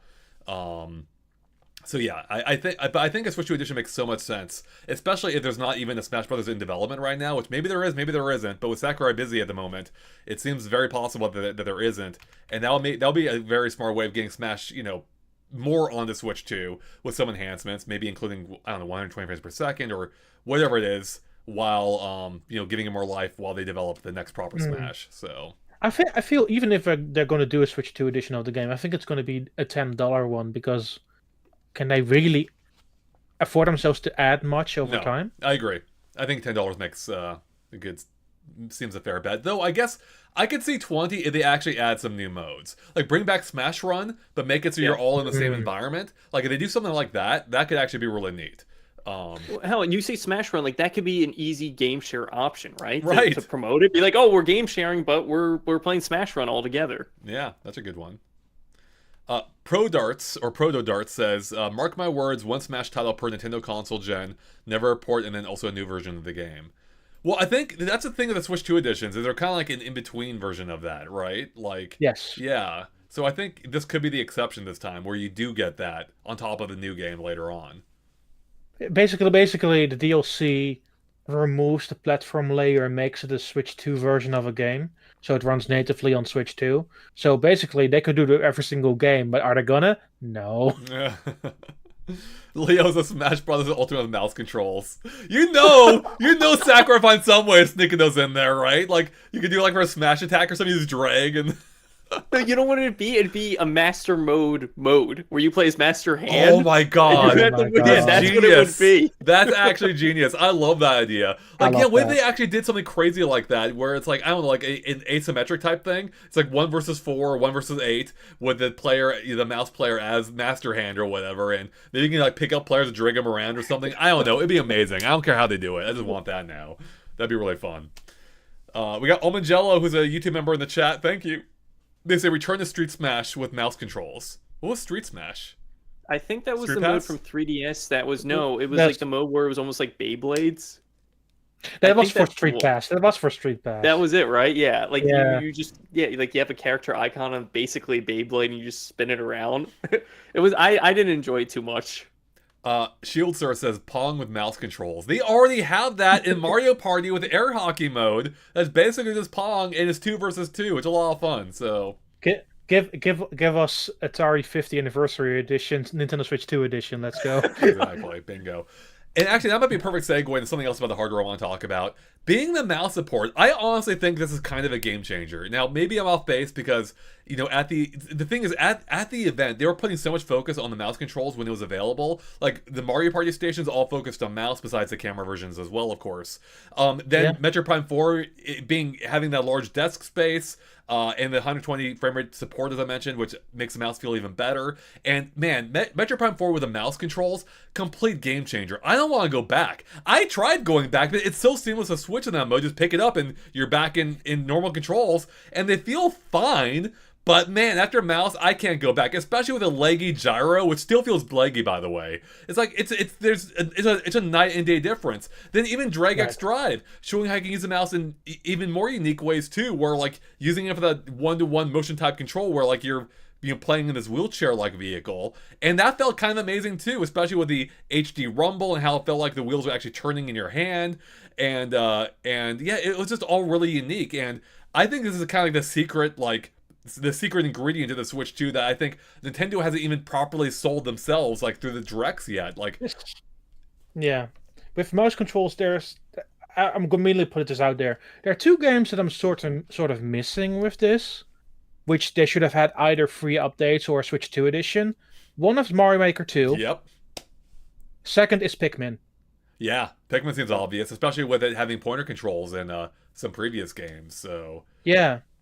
So is that just telling that we're going to get versions of these games, not Switch 2 editions? It could be Switch 2 editions, but sequels to these games sooner than we expect. Like, are we going to get Pikmin 5 next year, or even like a Mario Maker 3D soon? Yeah, I mean, don't give me hope. For which one? For one or both? For both. Yeah. yeah, So, and that's the other thing. Like, you guys talking about the mouse controls, like at the event, it is kind of crazy that there's no like launch game kind of supporting it, right? Like Drag X Drive or Welcome Tour. Drag X Drive, we don't know, we don't have a release date, but there's nothing really out of the gate that's like, hey, here's the mouse No. controls, you can play with this, right? Like everything, Mario Kart doesn't have it. Right. The Tears of the Kingdom, Breath of the Wild, Switch 2 editions don't have it. Yeah, it's mostly third-party games that have it, like Civilization and a bunch of others. Right, the game, yeah, which makes sense that they'd have it there. But yeah, it is actually surprising Nintendo doesn't beyond Welcome Tour that they have nothing that supports the mouse for a big game. You would think that's what shocked me. That's why I was so certain that Metroid Prime 4 would be a launch title, because it seemed like such a great way of showcasing the brand new mouse, which I predicted would be there, and sure enough, it was. And not that was like a huge leap, because it just seemed kind of obvious. But yeah, it actually is surprising because Nintendo usually has a really good way of showcasing their brand new hardware features at launch, and Welcome Tour is unfortunately the only way they're doing it this time, which kind of sucks. And yeah, Mario Maker 2 in particular, Don, what a huge oversight not to have that as one of the free Switch 2 editions, especially at launch. But they haven't announced it coming at all, which I hope means there's a new one coming in, Nick, as you were saying. But even if not, like, you should add that support anyway. The only game that they've announced support with for, I think, for the mouse support, well, we don't even know if that's it, but I assume would be Game Builder Garage, which I assume it's a very implemented fix because obviously it already supported USB mouses. right. So it's just swapping that input with the mouse controls of the Joy-Con. And that is kind of the funny thing about this, right? The Switch has already been able to support mouse controls. You just plug it in and it could work if a game wanted it. But just no one took advantage of it because no one, who's going to connect a mouse to their Switch? Not many people in many circumstances. To be honest, I'm shocked that Mario Maker 2 never had mouse support to begin with, like a USB mouse. It absolutely should have. I really did not like making stages in that game in handheld form only, because even then it just didn't feel as good. But yeah, having a mouse is kind of a game changer for that reason, because now with everyone having one out of the gate, like your Switch comes with the Joy-Cons, you have that mouse built in. Now there's like that inherent advantage to supporting it right out of the box because everyone's going to have one. And that's the thing about this too. It's not just a mouse, it's better than a mouse because you have all those other things on top of it, which we're already seeing with Mario Party, with how you can take advantage of the other aspects of the Joy-Con as well, like the gyro, with you being able to twist it to aim things, or the HD rumble as well. Yeah, I'm legitimately sort of shocked that there is not something at launch from Nintendo themselves outside of Welcome Tour that uses the mouse. I was almost fully convinced that the secondary game they would have had launch would have used the mouse. Yeah. So, staying on with the mouse, like, how much do you think they're pushing onto the first-party developers to keep this intact? Like, do you think we're going to be seeing like mouse games specifically using this feature next year, or is it going to die off within like a few years? Hard to say. I think a lot of games out of the box support mouse because they obviously start development on PC. So I think there's a good contingent of third-party games that will use the mouse features. When it comes to first-party games, that's kind of difficult. They have had a commercial shown in Japan and America, where they show the mouse but no game attached to it. They just So showed, funny. hey, you can use it as a mouse. It's like, yeah, you may want to showcase that with a game. Yeah. That's why I wonder, like, is there that big game incoming that really takes advantage of the mouse? The thing with the mouse is you can't rely on it entirely. It can't be your only method of input. But the great thing is there are other stand-ins already. You can use gyro control, you can maybe use a right stick for the pointer instead. Like, there's workarounds too. But I really do want Nintendo to lean into it and really showcase more of what you can do with this now. But I think it would benefit them. But it is odd that they haven't yet. Like, beyond the Switch 2 editions of Mario Party, and well, also Switch Yeah. Drag X Drive, there's really no major game supporting it right now that we've seen. Even Donkey Kong isn't. Yeah. I honestly believe either Drag or Drive or the Switch 2 edition of Mario Party should have been at launch. I Yeah, I really, agree. and I know they want to spread stuff out. Like, Right. I really, really get it. But you have already July for Donkey Kong. You could have pushed Mario Party forward because guess what? That showcases the mouse and the camera And the camera, and everything yeah. you want and everything Yeah. you want to do with Switch 2. Exactly. Don, you bring that up, like, heck, like, Hmm. most of us probably already own the game, so we would just have to buy the $20 upgrade on top of that. So it would have been a perfect option to have at launch. Yeah, it is very odd that they're not really showcasing those in any significant way. I mean, even Mario Kart World, like, it has neat camera use of it, but like it's not a game changer in any sense, you know. Mario Party does a great job of showcasing it. And to that point, Canadian had asked, did you enjoy the Switch 2 version of Mario Party Jamboree? And yeah, when I played it last week, it was a lot of fun. Now, again, it's hard. You know, those types of experiences always make a good first impression. It's hard to say whether it will last over time. But I had a lot of fun. It really showed the potential of even the camera, of how, like, it incorporated you into the actual gameplay experience. That was really neat. You know, a bit gimmicky, but it was really cute. And the mouse games, too, worked flawlessly within the context of what they were. Which also, I think, Don, you can probably speak more to this if you've read about it, but I believe it's been confirmed that those mini games, the mouse ones at least, will appear within the standard board game rule set. So Yes, you yeah, can. they're not standalone. It's basically how you could turn on or turn off like Motion. the motion games. You know, and what's funny is now that I want to play with Joy-Cons for the mouse games, it's going to make me turn on the motion games now too. I'm going to have the Joy-Cons, right? The only downside is making sure all my friends have Switch 2s now so we can get those bigger benefits of playing. Because otherwise, if you're playing with people on Switch 1, you're not going to be able to play with those mini games. So Have they Yeah. confirmed that if you're playing on the Switch 2 version of Mario Party Jamboree, that you'll still be able to play with people on Switch 1 playing the Switch 1 version? So we don't. Once again, the communication of this has been really fun about this. You can use the Switch 2 version to beam it to a Switch 1 with Game Share, but I don't know if you can play online between versions of Switch 1 and the Switch 2 edition of Mario Party Jamboree. you'd better. Let me just say you'd better. And that's not to say that it won't work that way, because it's Nintendo and anything is fair game with them. But man, if you can't play between Switch 2 and Switch 1, you know, obviously with the Switch 2 features turned off, that would be so disappointing. That would be so terrible and bad. Yeah.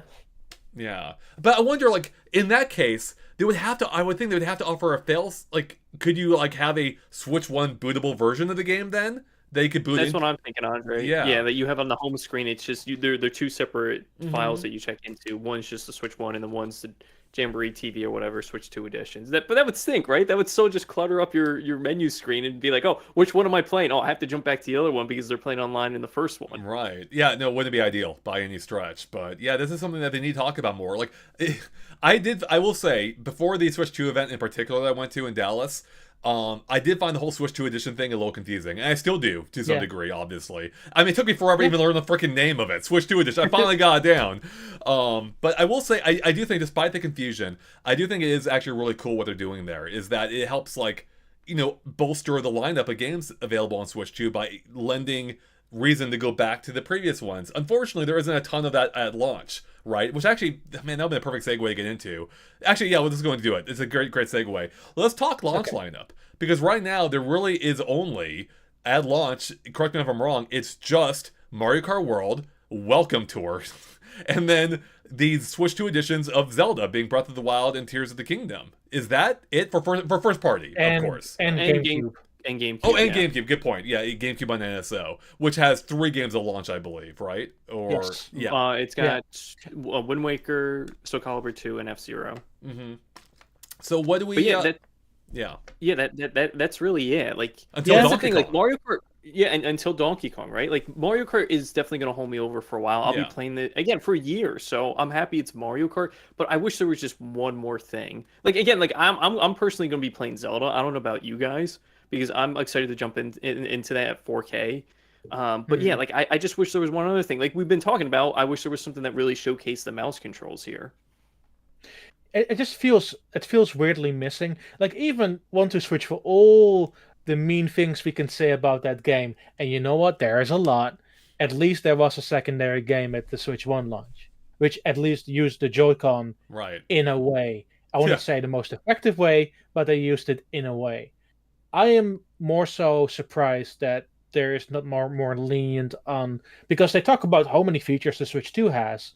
Guess what? The only one that uses it at launch is Welcome Tour. Yeah, exactly. And that game just does. I mean, the weird thing is too about that game, not to get too far off track, it doesn't even look like a Nintendo game, right? It doesn't have that Nintendo charm. No. It feels very clinical, and it's like if you've seen NCL's like Japanese office, it looks like a hospital sometimes in some areas, and that's like what this game feels like. It's the NCL hospital feel in game form. No. What this is that they saw the Osaka expedition currently going on in Osaka, and they're like, we can do an Osaka expedition at home. We have Osaka at home. Yeah, dude, that's hilarious. But it's crazy. You look in the packing games in the past, especially like Wii Sports and Nintendo Land, like, oh, this you can obviously tell is a Nintendo product. But you look at this and like you have to look around the corner. It's like, oh, there's Mario in 4K. Like I can barely see it, but oh, I see the Nintendo here. Honestly, what would have been kind of fun if they took some Nintendo Land inspiration, like put Nintendo characters in there, like have Kirby host one of the kiosks or Mario or something, right? That would have been a cute little touch. Like I could. That would make an actual expo, and I don't think Nintendo wants that. How come? Because they want to make it the most boring exposition possible. Seems that way. You're right. Yeah, but that would have been cute. Like they're like little Easter eggs involving classic game characters. You know, you can have Pit hosting a stand. I don't know. But yeah, that would have been nice. I will say this, and I suggest to anybody, if you have multiple accounts, I just download my games from Japan and get them cheaper. I only pay $6 for Welcome Tour. Yeah, that is nice. Still too much, but that's better. Yeah. Andre, so like, what other game would you place here out of the games that we know coming out this year? What would you have placed in that spot to kind of booster up it not just being Mario Kart for the first month? Are we talking any game? Like I already mentioned it, Metroid Prime 4 I think would have been an amazing title. No, you did. Yeah, Metroid Prime 4. I don't want to deter this because I already see this in the chat. The Notor says Japan is region locked this time around. No, this is also a weird thing communication-wise Nintendo has done. So in Japan there are 2 consoles. There is the Japan-only console, which you can only connect a Japanese-only Nintendo account to, and only set your console in Japanese. If you buy a multi-language console, which you can also buy in Japan through the My Nintendo store, you can access every single region, including Japanese. Yeah. It's interesting. I don't know. It's like it'd be nice if they offered an upgrade path, but I mean, I guess it's nice if they at least offered a cheaper option, you know, for Japanese consumers at least. I think it's largely done so that they don't have a lot of people buying, you know, the Japan version overseas, because that would be cheaper for us, you know, given the difference in yen. In any case, it's a weird situation in general, but yeah. Yeah. Don, do you know the price difference between those 2 options in Japan? It's like 20,000 yen. Yeah, wow. Like the Japanese only version is like 20,000 yen cheaper. So like $110, $20? That's substantial. Yeah. Yeah. Getting back to your point though, Nick, as of 2 other games, I mean, beyond Metroid Prime 4, which for whatever reason is not there, maybe this is not done yet. I think, you know, obviously we mentioned it, like some more Switch 2 editions would have been great. Mario Maker would have been an obvious one. Mario Maker 2, I mean. I'm trying to think what else would have been like a good like companion game. I mean, I think the thing is it just doesn't exist right now, right? Like, I would have loved it had they made a game, you know, not AAA, that would have just been a fun game to play with, and that's what we're kind of missing. Like we have Mario Kart World, that's awesome. I'm excited for it, but we're kind of missing that really good, compelling companion game. You know that? Sure. Yeah. like a 1-2 switch or something. But like, have we ever seen Nintendo just release like one first-party title at launch? They usually have 2 games, right? Like going all the way back to the N64. What was it, like Mario 64 and Pilot Wings were day one? Yeah, so like Pilot Wings have been awesome. Like I could see mouse support working really well for that. But yeah, we missed out on the 2 potential launch only games being Pilot Wings and Wave Race. So I'm like, oh no, do we miss on hope for these for another generation? I mean, they could have taken this in so many directions, but I'm still, once again, I'm shocked. There's nothing with mouse. You could have made a WarioWare. They made 2 of them the last 5 years. Yeah. They could have made another one. Well, especially with the camera too, right? That would have been perfect to bring elements of the DSi version of WarioWare too. Yeah. I'm just thinking of like a weird WarioWare name to go with the mouse control. I don't know why Point and Sniff came to my mind. Point and Sniff? What the hell? All right, we're changing topics. That's hilarious. Point and Sniff. Yoon Park actually asked a related question with a super chat. Thank you. They ask, just quick fun thought of it. Are you guys going to use Joy-Con? Sorry. Do you think Joy-Con replaces a PC mouse? Some people may experiment using controller in PC. Just curious. So I'm a little confused. I may be misreading this. Maybe they're talking about the fact that if you would connect a Joy-Con 2 to your PC, would you use the mouse feature there as well if you could? I'm like, maybe. I mean, if it's fun enough, sure, why not? Wait, if you use your Joy-Con on your PC or PC mouse on your... Yeah, if you use your Joy-Con mouse on your PC, because you can connect a Joy-Con 1 to a PC. Right, I imagine you also could do a Joy-Con 2. That's an interesting thought. To be fully honest, I love the mouse, obviously. I've been a big fan of it. I would not want to use it as an actual mouse, though, on my PC. Like, especially for work and things, Like, the main thing is the form factor. It's good. It's not amazing. Sure. I've already seen some mock-ups or maybe some third-party accessories that have, like, a mouse shell you put around the Joy-Con. And maybe with that, it would work. But yeah, I would not want to replace my PC mouse with it. As cool as it is, but yeah. It would be fun if, like, Steam, because they also did it with the Pro Controller and the previous Joy-Con, if they made a random overlay from, oh, you're using the Joy-Con mouse now. Yeah, exactly. Christian says Super NES came out with Mario World and F-Zero. Yes, exactly. Like, that's such a great pairing, Even Wii U had New Super Mario Bros. U, which I didn't love, but Nintendo landed along with it. And that's like, in essence, that's a good pairing, You get the mainline game or the main game, and then you get the fun little spin-off title that actually was a lot of fun and did a great job of showcasing the Wii U's capabilities. Did DS or 3DS have multiple games? I know DS had Mario 64, the remake. 3DS was Pilot Wings and Nintendogs. And Steel Diver? And Steel Diver. Oh, yeah, that's right. The triple threat. So that's a weird one though, right? Like, I appreciate that there were 3 games, but like none of them were the big showcase. Pilot Wings is the companion game, but they positioned it as the main game, and that's kind of the problem they ran into with 3DS, I think. Oh, I think the main game was Nintendogs, actually. You think that? Yeah, maybe. Yeah. Which also... I would go Pilot Wings. Well, to be fair, I would prefer Pilot Wings Resort over Nintendogs, to be honest. I would too. But actually, it's kind of funny because Nintendogs is inherently a companion game, being about dogs, right? So... Anyways. It's true. It's true.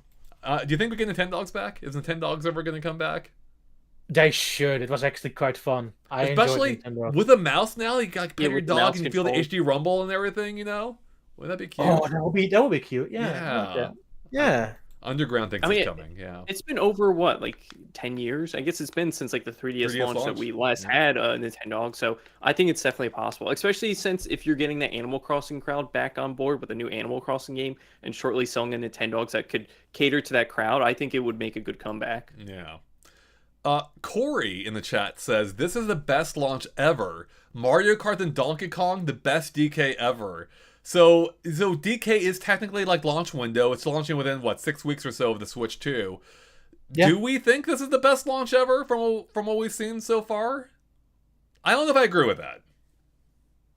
What would you guys consider like the best? I guess launch window of previous Nintendo consoles. Ooh. What would you put up there? I feel like the Switch one was constant. Like there was a game every single month. Yeah, right? The Switch one was. Switch one's a hard one to beat. I guess what is launch window? I'd say maybe within 2 months. 2 months of console launch window. Do we agree with that? Ooh, that's I don't know. I don't know. What is a launch window is these days anymore. Yeah, I feel like people might say like the first year is launch window, the first No, 3 to first 6 year's first months. year. That's not a launch Yeah, first year's window. first year. Yeah, I know. Yeah. That's way too. That's more of like a, I don't know, your drive-through or something. That's way too big. Yeah, I will say I actually think looking back, and I'd have to fully think about this a little bit more to be sure. I think GameCube actually had one of the strongest launch windows ever. But they launched with Luigi's Mansion, then they had some amazing third-party games as well, like Rogue Leader as well, Monkey Ball, and wasn't there That's another pretty good. wasn't there another first-party game as well right at launch? Maybe it I was. think Adventures, Star Fox Adventures. At least it was No, that showcased. wasn't. That was like a It was. No. that was way later. Was it way later? I think When it- did it come out? Like 2003, I think maybe. That is way God. later. Maybe I'm What, yeah. what? But hold on, going back to that, maybe it was just Luigi's Mansion at launch, but then shortly after, you had Pikmin and freaking Smash Brothers within 2 And months. Smash Bros. Yeah, I think within a couple of months of the system, and that was a really good, like, just a really good few months we had there. So, So with the GameCube, I oh, wouldn't know. Wave Race was launched. Yes, thank you. How can I forget Wave Race, Blue Storm? Yes. Talking about it. So that's I knew I was missing something. Yes, it had that really great launch window then. 2 first-party games at launch. You know, Luigi's Mansion, Wave Race, and you had Pikmin and Smash shortly after. And that's a good variety there. You have your racing game, technically a horror game, fighting game, RTS with Pikmin. So you had a good variety there. Right. Oh yeah, did you mention Eternal Darkness as the horror game? Oh wait, when did Eternal Darkness come out? I think December. Was that shortly after? Like, yeah, that it year. was really Yeah, quick. it was great. So that was crazy. Like that was crazy. That was a really good launch. Yeah. Don, are you looking up launches here? Or? Yeah. So the thing is, why I didn't looking up our European launch was actually different because we got it in May the year after. So What? Sorry, for what? Oh, the system itself, right? yeah. So I'm looking how many titles we had compared to Japan and Europe. Right. We had 13 compared to 8 in America and 3 in Japan. Makes sense. Yeah. I mean, even 8 was actually a good amount of launch titles for then. Coming off of 64, which had 3, I think, in the US, 2 in Japan. So. Which is total launch Or no, games, like, I'm sorry. I had it games. backwards. 2 in the US, 3 in Japan. Yeah. They had a chess game there too. So. Sorry, what, Oh, Nick? yeah. Yeah. No, so yeah, my question was, and I guess you mentioned it. Excuse me. Yeah, there was only like 2 possible games for N64 at launch, like nothing else. Yeah, no, that was it. It was literally just Mario Wow, 64 and Pilotwings. There was no that's other, crazy. no even third-party games at launch. It was wild. So, yeah. But I guess if you have Mario 64, it's like, okay, that's kind of groundbreaking. That's exactly it. Like, for me that's the personally, thing. like that's still my favorite launch of all time because that game was amazing, you know. And then Mario Kart World Tour, as amazing as it looks, it's no Mario 64. So yeah. Electric Video Gamer said. I think- Oh, go ahead. I think comparison to previous launches, I'm more excited to see what older games can do for a new system now, which feels different. Like I usually with a new launch, I'm like excited for the new thing and Right. the new games. But these have all a bunch of updates for previously released games. There's GameCube stuff in here. It feels like a real mixture of like old and new that I'm more interested in than solely the new stuff. And that's what's really unique about the Switch 2 is that is, excuse me, breathing more life into games we already have. You know, with the Switch 1 library and the Switch 2 editions of them, or the 3 enhancements for them. You know, including Breath of the Wild and Tears of the Kingdom with the Switch 2 editions. But again, we don't know if any of those free updates are hitting day one, right, Don? For the So we know for a fact that the game share updates are going to those games, but for the rest we don't know. Okay. I'm assuming that list that they published is day one, but who can really tell at this point because they're not communicating about it. No. Yeah, if only they had a better way to communicate, like Nintendo tomorrow, or Nintendo yesterday, or something, something like that. I don't know. Hey, it's not like they have an application, Twitter, Instagram, No. Facebook, YouTube, or anything else they could publish this information on. No, I mean, Nick, that sounds like that'd be like making an app in which you can rotate 3D models of HDMI cables or SD cards. Like, oh man. We're gonna get the release date for Drag X Drive through there. I say that jokingly, but that's probably gonna be the case. I mean, I will say this though: they showed most of the mouse games for the Nintendo Today app. Yeah, that's true. Electric Video Gamer says, the games I'm most excited for on Switch 2 are the third-party ones. I've been wanting Yakuza and Street Fighter 6 on Switch for years. Yeah, that's awesome. I think if you're a big fan of third-party games and don't have another system right now, like that, this is going to be exciting. You're going to get a lot of third-party support. Yeah. And I am very excited to have Street Fighter 6 on the go. Yeah. Not gonna lie, that's great. because that single player campaign was actually pretty decent. Yeah, no, that's awesome. That's a good boon, you know.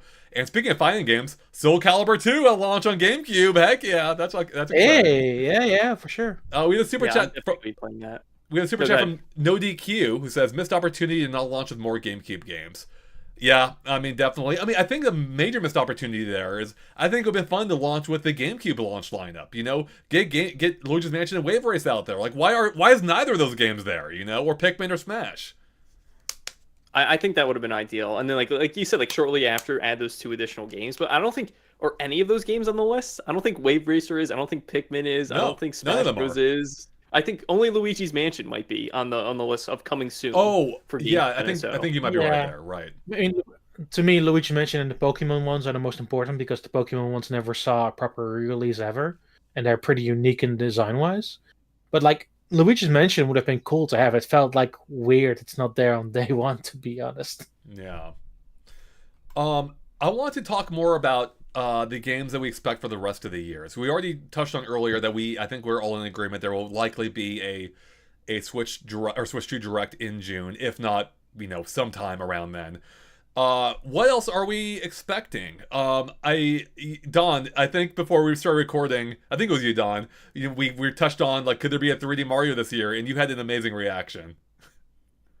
I said, "Pfft, that's what You were just laughing. You just started laughing. yeah. So do you Like, see like to me, like their big platformer for this year is Donkey Kong. Kong? I mean, Yeah. don't get me wrong. Would I Don't like get you a 3D Kong, Mario? perhaps? To be fair, would I like a 3D Mario? Sure. Do I expect it? I don't know. It feels weird because they went out of the open and basically the second month. They're like, hey, here's Donkey Kong, an open 3D platformer. Right. So to me, it's would be weird to schedule them this close to one another. Mhm. But the against argument for that is this is an anniversary year for Mario, and there hasn't been that much Mario this year. Yeah, it's the 40th this year. Counterpoint: Nintendo doesn't usually care about anniversaries I know, either. that's They thing, care right? about Yeah. Mario anniversaries and Pokemon anniversaries. Those are the two they care about. They to a degree, but I don't. They rarely like pair big games with them, right? How they is there an So is there an example? I think for Mario it's been done 3 times. I think for the 35th it was the 3D anniversary. I think for what would it be? 30th. Also, Mario I think it was 45. Don't forget Mario 45. Yeah. So yeah. I think for the 30th it was Mario Maker 1 on the Wii U, and then I believe for the 25th it was the Mario collection. What you just said, Don, right on the Wii. Yeah, the 40 MB file on the 3.4 gigabyte disk. Yeah, I think that when they will pair a game when it makes sense, but I don't think they base any game release around an anniversary. Like they didn't make Mario Maker because it's the 35th or 30th anniversary of it. It just so happened to coincide with the anniversary. So I think Don, I think you are on point though with the release schedule or with the Donkey Kong schedule in general because that's coming out in July. That's only 4 months from the latest potential release of a Mario this year being November, realistically, before the Thanksgiving or holiday season. And I don't see it. I think they would be too much in competition. It's not possible. This is the company that also released a Mario and Zelda on the exact same day back 10, 12 years ago. I have a thought. Why won't they re-release Mario Galaxy 2 with mouse controls? That's more what I'm thinking. I think that has potential. Like a remaster or even just a Switch 2 edition or whatever they end up calling it. That could be. Maybe I think they were saving it for a reason, Don. And having mouse support for the pointer would make so much sense. Yoshi would be amazing with mouse support. Yeah, it's just hard to see a new 3D Mario game coming out this year. Like what you guys been saying, to compete against Donkey Kong and even Mario Kart World, right? Which has like platforming elements in it. So it's like it's an open world game. And the thing is, like, if they want Mario Kart World to hit that 70 million units sold, I think they have to start selling it as much now as possible, right? And that could be the big holiday game. They're just like, here's the Switch 2, and here's Mario Kart World, and this is what you can get on it for your kids for this Christmas or this holiday. Yeah. Yeah. I think those are all really good points. The rest of the year is going to be interesting because we now know Donkey Kong for July. Kirby is the only August game, which I think is fair because most of the people will be gone away. There's not a large influx of people buying games, and all the information that month comes from Gamescom. So I don't think there's much happening during that time. I think September onward is where it becomes interesting, because Yeah, how are you going to schedule it? It's like, when is Metroid coming out? When's Pokemon coming out? Right. Is there anything There's else that you haven't announced yet? It is kind of weird because yeah, you're right. We actually know a surprising amount of games that beyond the launch because we have Donkey Kong for July. As you mentioned, there's Pokemon, Metro Prime 4. There's Kirby Air Riders, and I'm Yeah, missing one. What am I missing Age here? of Imprisonment, the Oh, Zelda Age of Warriors Imprisonment, game, yeah. and Drag X Drive, which Dragon's says Drop. it's coming Right. out this That's summer. 5 So games. there's so many games. And Yeah, there's only from July with Donkey Kong that only leaves 6 months left. No, 5 months left, right? Yeah. Yeah, 5 months left in the year at that point. So that would fill a whole schedule if you have Yeah, one per well, month. I would consider that August is not going to be populated by another game, but that's just me, because I do feel that August is usually the time where they leave it low. Sorry, so you think they could have another game there, or they wouldn't? I'm sorry, I'm looking. They wouldn't do it in August. I think it's going to be like, because Kirby the Switch 2 edition is already late August, I believe. I think Pretty it's, late it's in like August. I think it might be like the 28th of August, like the last possible week or something. Right. Yeah, I wasn't even counting the Switch 2 editions in there either. So then you Yeah. you know You have what? Mario Party in July. Yeah, you have Yeah. Kirby in August, and then September. It's like I said, Drag X Drive. They said summer. Are they going to do like a Splatoon thing? It's going to be like September the second week or the first. Probably. That's what they did with Splatoon. They're like, oh, it's coming out this summer. It's like, well, the summer's over. Like, oh, here's like the last possible day. I could see that happening. And then you have Yeah. this one, those 5 other games that we don't have release Oh. dates for.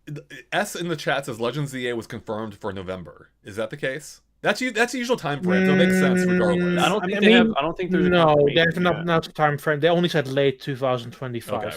but it would make sense. Yeah, I it mean, probably late is October. Yeah, November, yeah. Maybe early December. Pokemon, I think, has done that before, too.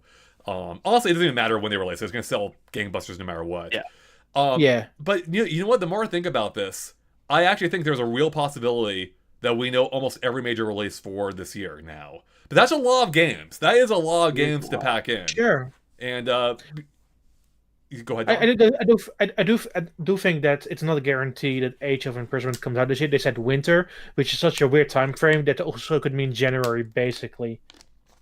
Right. Oh, you really think next year? I guess, did it just say winter, or did it say winter 2025? I said winter 2025, which is still not a very good window, because normally that games slip to January as well, to next year, when it say They're gonna pick. winter ... They're gonna pick that December 8th release date, like on the Game They Board. could've. They do love that They date. They could. did that with Yeah, they Xenoblade, and they could. did that with Smash Yeah. Bros. I also think that one of the 2 games that got announced in the direct before the Switch 2, so Rhythm Heaven and Tomodachi Life, one of those games is going to be the January game. Oh, that's a good Oh, one. yeah, I think that's I could easy, see yeah. that. S followed up. They say, I just checked the website, or sorry, the direct, and it said late 2025, which means November for Legends ZA. Yeah, I think you're right. I mean, it's probably gonna be November. We just don't know for sure, but I think that's a very accurate way of looking at it. So, I hadn't really considered this though. And what's funny is I mentioned that I forgot about the Switch 2 editions, with Kirby, but then I had mentioned one being Metroid Prime 4. It's just how much I'm treating Metroid Prime 4 now as a Switch 2 game. Like, it's just straight up Switch 2 to me at this point. But yeah, that's a lot. And I hadn't really thought about this, that we, let me clarify. I think there will be like some smaller surprises in there. I think the 40th anniversary. It's Nintendo. Yeah, it's Nintendo. Yeah, and I think it's very yeah. likely we see some kind of Mario game for this year. I don't think it's going to be the full-on 3D mainline game, but like a port, a remaster, or something like that. Don, as you were saying, with For sure. Mario Yeah. Galaxy 2, very likely. But I also think now that we probably do know the overall lineup for this year, by and large. And how do we feel about that? If that is largely it, barring a small surprise or two. Are we really happy with this? Is it a great first year lineup? Like, what are we thinking right now? I think this is a very good first year lineup. Is it 2017 Switch 1? I don't think so, because every single month you had something brand new and exciting. It was like, oh my god, this is outstanding. Right. Even though like everything wasn't brand new, but it really felt that way. But this year it's so like we have the Switch 2 versions of games. We're going to be playing those on Switch 2. There is a lot of new stuff coming out this year. I don't know. 2017 was it was special. It was magical. But yeah, for a first year for a new console, I think this is pretty darn good. I think if you look at it purely from a sales perspective, 2 of the 5 biggest sellers on the Nintendo system, which are Mario Kart and Pokemon, are there within the first number of months. That is still pretty huge numbers wise. Yeah. Will they sell all the numbers on solely Switch 2 when it comes to Pokemon? Of course not. But there's still contingent that now thinks from, oh well, I will get it on Switch 2 now. Yeah, no, you're totally right. So I think it's a really good lineup as well. It's perhaps not. I don't think it would be the best based on what we know so No. far, but I think it's a compelling lineup, and especially for me personally, Kirby Air Riders is a big one, right? Yeah. Like the only this is my slight fear with that game. My only concern is the Sakurai Sama took the wrong lessons from it. It's like, oh, people want more Kirby racing. It's like, no, we want City Trial. That's what it's about. We want City Trial, you know? But I don't think he has. I'm really excited for that one.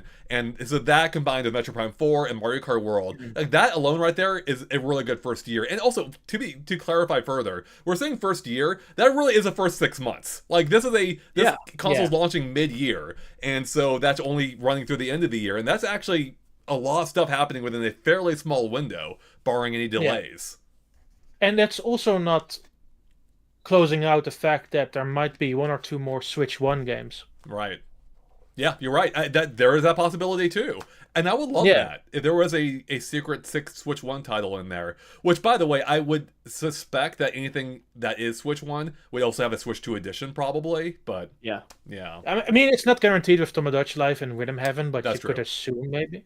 But I don't know how you make Switch 2 versions for those games, right? What do you do to enhance Tomodachi or Rhythm Heaven? Yeah, am I crazy, or is it like I can't? I mean, they're pretty solid, and normally Nintendo's games are pretty solid, so it doesn't really add anything. No. But if you want to do something more with it, I could imagine, for example, there being a mode in Rhythm Heaven where you could just use the mouse, or something in Tomodachi Life where you could use the mouse. Maybe the camera. Yeah, but I don't necessarily think it's something you could say immediately no to. But I do think that one of those games, because both of them are 2026, one of those games is coming out in July. They were fully localized in all the languages when they were in the different directs. So if you look at different regions, they were already localized. I definitely think they're holding off because of Switch 2, but they're ready to go. Can I just say something real quick? How funny is it that we know more about the Switch lineup in 2026 than we know about the Switch 2 lineup next year? That's pretty funny. Yep, we honestly do. What if the Switch 1 outlives the Switch 2? Oh, man. So, it is kind of funny. What do you guys think we need? Like, we're all in agreement that the Switch 1 year is definitely, or first few months or whatever, is like one of the best of all time, right? I'd say so. Yeah, definitely one of the best. Yeah, I don't know if it's my personal favorite, but it's really good, objectively. What does the Switch 2 need to put it on par, if not better, than the Switch 1 first year, first few months? What do you guys think? It's a simple answer for me, but I'll let Down go first. What was the question? I was reading chat. No, so so for Switch 2 to be on par with the Switch 1's first year, like we had Mario Kart 8 Deluxe, Breath of the Wild, Odyssey, ARMS, Splatoon, and I can go on and on and on. Yeah, two. Yeah. So like, what do you think the Switch 2 is missing to be on par, if not better, than that first year, 2017? Good lord. Like, 2017 was a very interesting situation because we came out of a drought. That was the last year of the Wii U, so they had time to build that stuff up. We had Star Fox Zero. Good point. You guys are quiet. And that spin-off game, the whatever it was. Oh yeah, that fantastic game, Star Fox Zero. I do think it's weird that there's not, and they should have maybe branded Mario Kart World as that. There's nothing particularly interesting for the 40th anniversary of Mario, which I do think is sort of a big deal. Yeah. Which I think is interesting. But outside of that, like, they have plenty of franchises that could dip their toes into. I think, like, for example, Splatoon 3 ended relatively quickly after 2 years. I would have expected maybe at least a Switch 2 edition of Splatoon 3, maybe. It's interesting. I think that they could have gone even further than they should, or swap things around and make sure that Mario Party was there on launch day. Mm-hmm. But overall, it's not a bad lineup. I still think it's a pretty decent lineup overall when we're gunning for Switch 2 this year. Yeah, I think Nick's just wondering, like, is there for you like that one game that would put it on par with a Switch 1 lineup where they added to this lineup? No. Not necessarily. Okay. Not necessarily. No. For me, it's obviously 3D Mario. Like, if there were a 3D Mario here along with everything else, it'd be like, yeah, that's probably the ultimate lineup. You know, that's the one that would do it for me. We do have Donkey Kong, which is weird for me because I was hyped for it initially. Playing it kind of brought my hype down a lot, and I'm hoping that that's just from like the early half an hour jitters or whatever that the game has. I obviously I will play more of it, and I can't wait to play more of it. But yeah, like for right now, it's not 3D Mario caliber, and that's the thing that were there to be this or were to be here, that would push it up probably to 2017 levels for me for the Switch One. But there's still the possibility that if it doesn't release this year, which I don't think it is, that we see it this year. And do you think they'll tease that 3D Mario in a June Direct for next year? Maybe. I guess, how long was the gap between? I guess they first teased it when they first showed off the Switch One in what year was that? 2016. They showed it. They showed it during the teaser. Very briefly. Yep. So I guess from that till the October release, that was like almost a year. So it is possible we could see it in June, a June Direct, and then possibly sometime earlier next year, like before June of the following year. I will say though, to that argument, I will say that Nintendo has sort of stepped away from announcing games long term. True.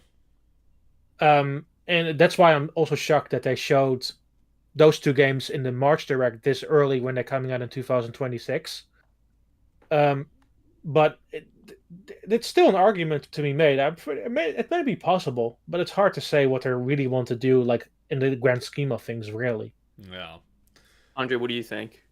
Like, how soon do you think they're going to show it? I do think they need to offer some kind of tease for next year, right? Like we're missing that long range game that keeps you like, that acts as like a carrot to keep you invested in the ecosystem. And I think we're kind of missing that right now. So I think 3D Mario could be it, because it would also pair well with the 40th timing and announcing it, and also with just carrying. The thing is, like, you don't even need to have a game released in the same year as the anniversary to celebrate the anniversary. Disneyland celebrated the 50th for like 3 years, so it doesn't even matter. But also, it would pair well with the Mario movie 2 coming early next year as well, if they released it in that same window-ish. Yeah. So do you think we're going to get news on the Mario movie 2 first, or a new 3D Mario mainline game first? Well, man, I don't know. But I think there's it's tough, right? Yeah, I don't know. If they announce 3D Mario this year, I don't even know if we would see it in June. It could be a later year in the Direct type thing, like, for the Q4 Direct, if there is one. So, yeah, I guess now I think about it more, I would probably expect it maybe later in the year to be announced rather than in June. But I think they'll focus more on the more Switch 2 editions, the games that we don't know anything about or much about yet, like Hyrule Warriors and then Kirby Air Riders.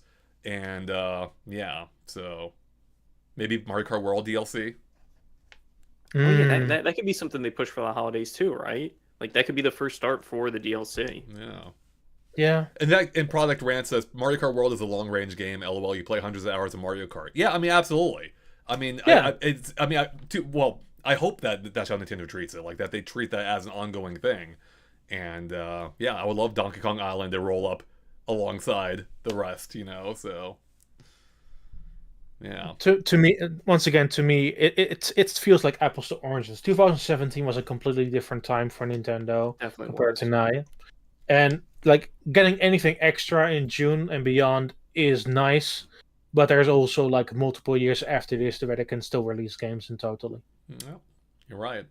Real quick, since we're at 2 hours now in this discussion, how are you guys doing on time? Are you good for another 30, 60, just to know when to wrap it up? I'm good for another hour, and then I have to check. All right. Nick?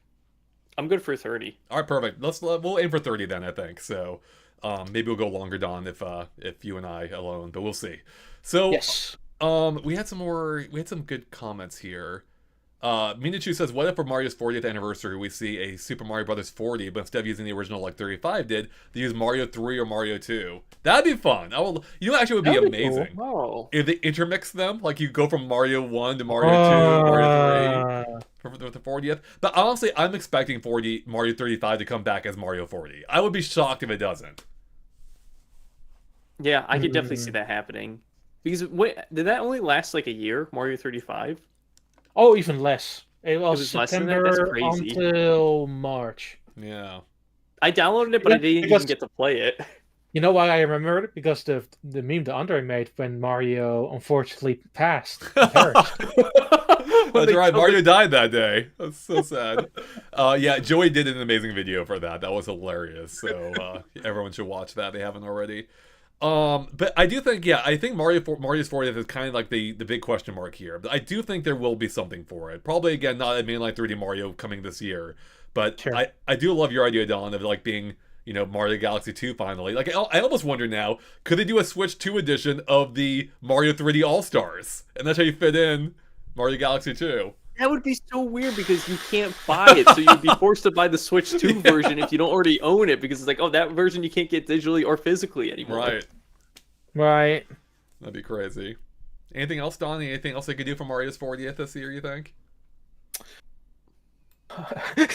Carlos says Mario 45 Nintendo Switch 2 edition. That'd be hilarious. You pay for the free. You pay an upgrade for the free game. Yeah. Oh, that would be hilarious, That would be. actually. I think Tetris no, 99 has like paid DLC, so Maybe. No, I honestly, I don't know. It does feel like it's weird to now expect a 3D Mario or even a 2D Mario. Like Mario Wonder hasn't been that long ago. No. So I don't expect anything huge, but at least something fun, hopefully. Yeah. So on the smaller end, if we really think it is Galaxy, what do we think it looks like, and what do we think they charge for it? I know you're laughing, but I'm being serious. I'm like, how do they actually go about Honestly, it? I could see, man, I could see 60 for that. At 50, I think is where they would land for Galaxy 2.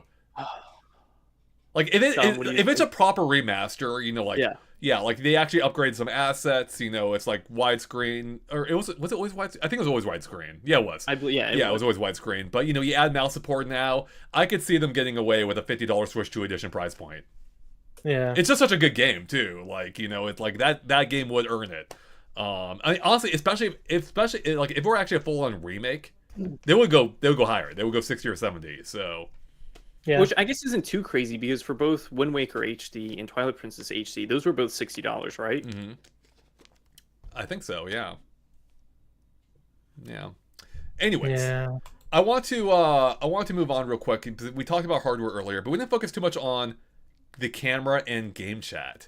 How are we feeling about game chat now? But they spent so much time focusing on it in the direct. They had a whole trailer afterward that was another like 5 minutes of game chat where you're watching just 5 people have fake conversations with each other. How are we feeling about it? Like, are we excited for game chat in the camera? Like, what are we thinking? I am using it with friends, but there's one feature I think's missing, which has been on both Microsoft's consoles and Sony's consoles forever.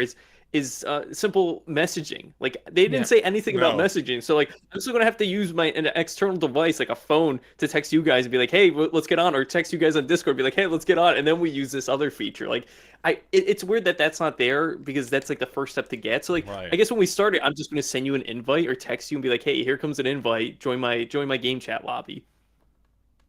I think game chat, I will use it a good amount, especially when I play something that is done through game share. I think there's a lot of opportunities there where you can just play a game together like in an instant and be together. My main issue is how well will that run? How well will it perform? That's sort of my make or break moment with that. Like if it doesn't run well or perform well, I will not use that long term. That's the main concern with that. If I can play proper 3D world with 3 other people who don't own the game and we go through the entire game together, cool. I like that. I will definitely put some time into that.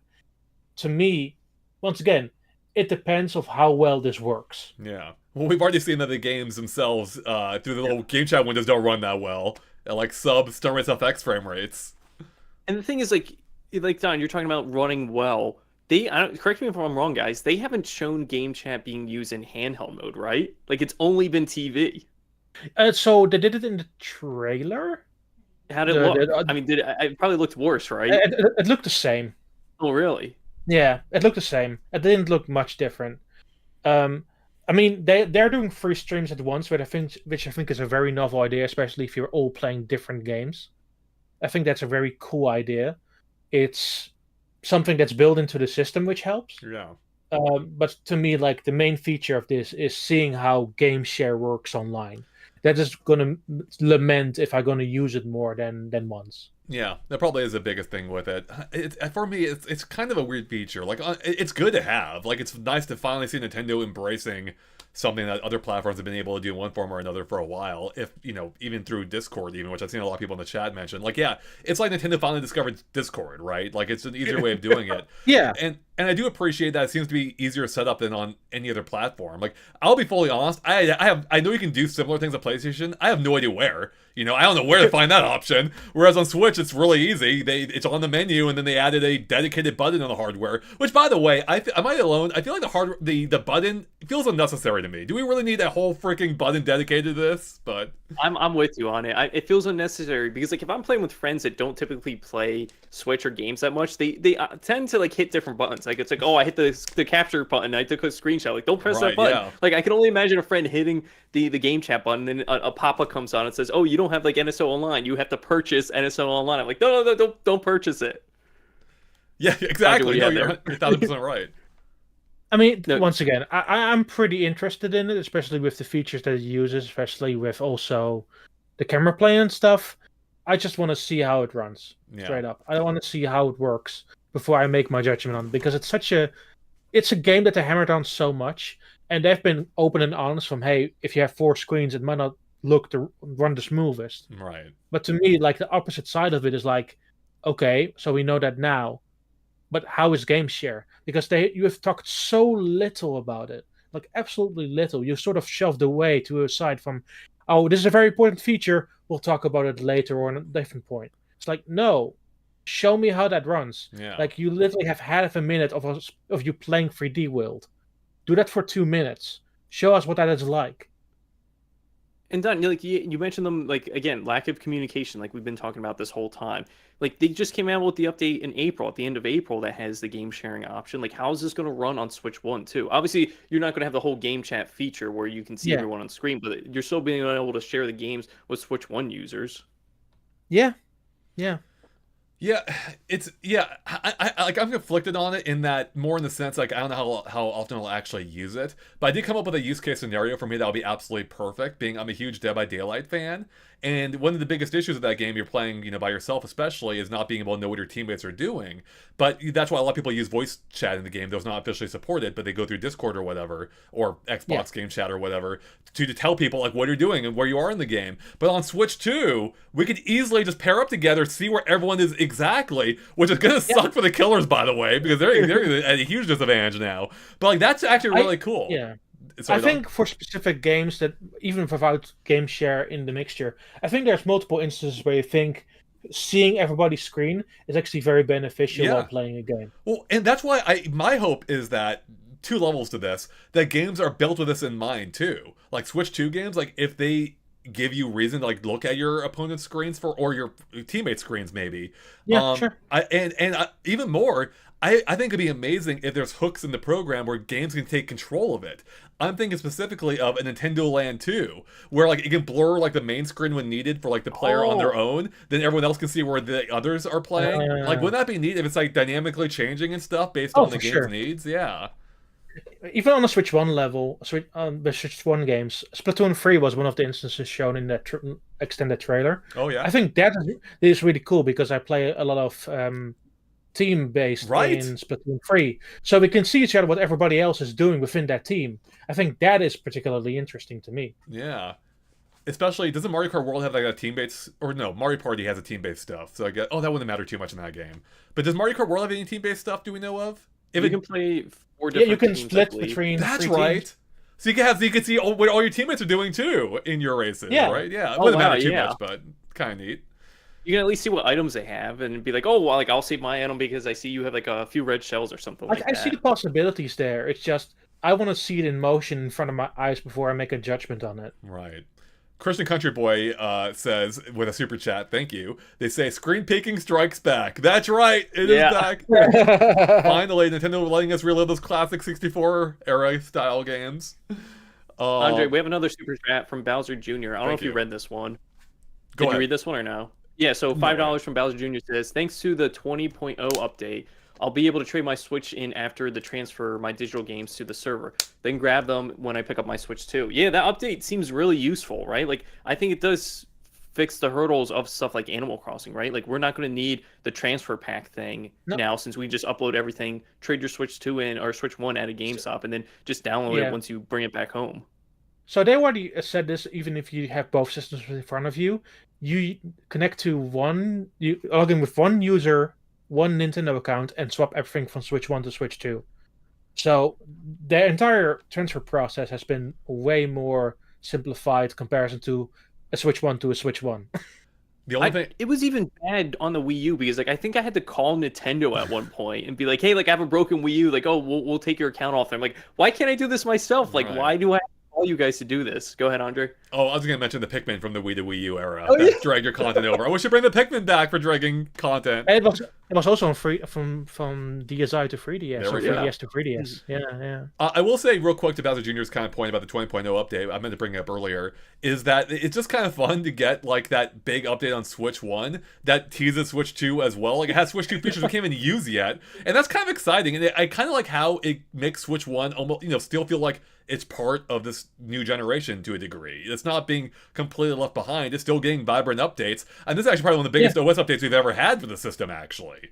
And it almost makes your Switch 1 look like a Switch 2 now because it's basically the same. So, anyways. Except for rounded corners. Rounded corners, that's Yeah. right. And the game chat icon. That's the main things we're missing. Yeah. So, which I will say, though, on the other end of the spectrum, it does kind of make the Switch 2 a little less exciting in that it's just going to be so familiar. From the hardware design itself to the OS, like it's all very similar, and it doesn't feel all that different. Beyond it feels like moving from like Windows 10 to Windows 11, where it's basically the same. Yeah, they're Guess playing what? it It is. Oh man. Dylan says they will love Nintendo Land too, but don't pull a Switch Sports, please. Yes, I want that Nintendo charm in there. I will say there's only one neat detail with the Switch 2 OS that I actually kind of like. Yeah. So if you move to icon or go to the bottom row where the icons are for Nintendo Switch Online in the eShop, there is a rainbow hollow around it, which I really like. Oh, that's pretty cool. That's neat. I do like that. Yeah, I kind of like that. Connor says, so you know how we fought the Beast Pack bosses twice in Kirby and the Forgotten Land? So what if the Beast Pack bosses helped us in the adventure in Star-Crossed World? What do you think of that, Don? Could be. I'm not. So here's the thing: we only saw like the opening of that and a few of the levels. Yeah. I have no idea what exactly like story-wise it's Yeah. going to add to that game. I played the demo they had at the Switch 2 Dallas event. I still don't know. Like, it felt like this feels like another level in Forgotten Land, which is fine. I had fun, but it didn't feel like the dramatically levels new. look fun. Like I had fun watching it, but it's like I need to see what it adds in the grand scheme of things, really. Right. Exactly. Yeah, Andre, when you booted it up at the Dallas event, was there any options on the menu from like how many levels you can select, or was it just that one? It was just that one from it was clearly a demo made for demo purposes. So yeah. Whereas some other games felt more like full games, like Zelda, Tears of the Kingdom, Switch 2 editions, even Metro Prime 4. It basically boots in the same beats where you start the original game on, except there's now actual power-ups that you can use directly from the get-go, and then you start slowly going to that building that you see at the beginning where the logo comes from, but except you're going up instead of right. I'll be completely honest with you that if I didn't know better, I probably would not have been able to tell you if that was like a new level or not. Like, it felt so like it's been long enough since Forgotten Land. Or I'm like, was this a level in that game? Obviously I knew it wasn't, but it looked and felt that familiar at first. Even the spring power, I'm like, I think it's new. Like it felt like it fit right in alongside the others to its credit. But it's like, did I play this before? I don't know. Fair enough. Yeah. Connor, actually, we already read the Connor comment. Eddie says seems like an encore mode like Sonic Mania has. That's a good way of looking at it, maybe. I mean, but we just don't know. Like, it could be similar to that, or it could go even well beyond that. I will say it looked really good, on Switch 2. Like the resolution, the 60 frames per second was nice to have finally. So, yeah.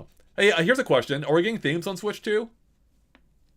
I'm just gonna say no. I hope so, but no, it's gonna come in like a random update 5 or 6 years from now. It's gonna be like, oh, here's update 15.2 or something. Like, here's themes. I'm like, why didn't you guys do this at launch? Like, this is what you can make like Don keeps talking about. Like, the only difference from the UI is just the corners. They're rounded. I'm like, you can make it a lot different. So at least like, oh, we can tell the difference between Switch 1 and Switch 2.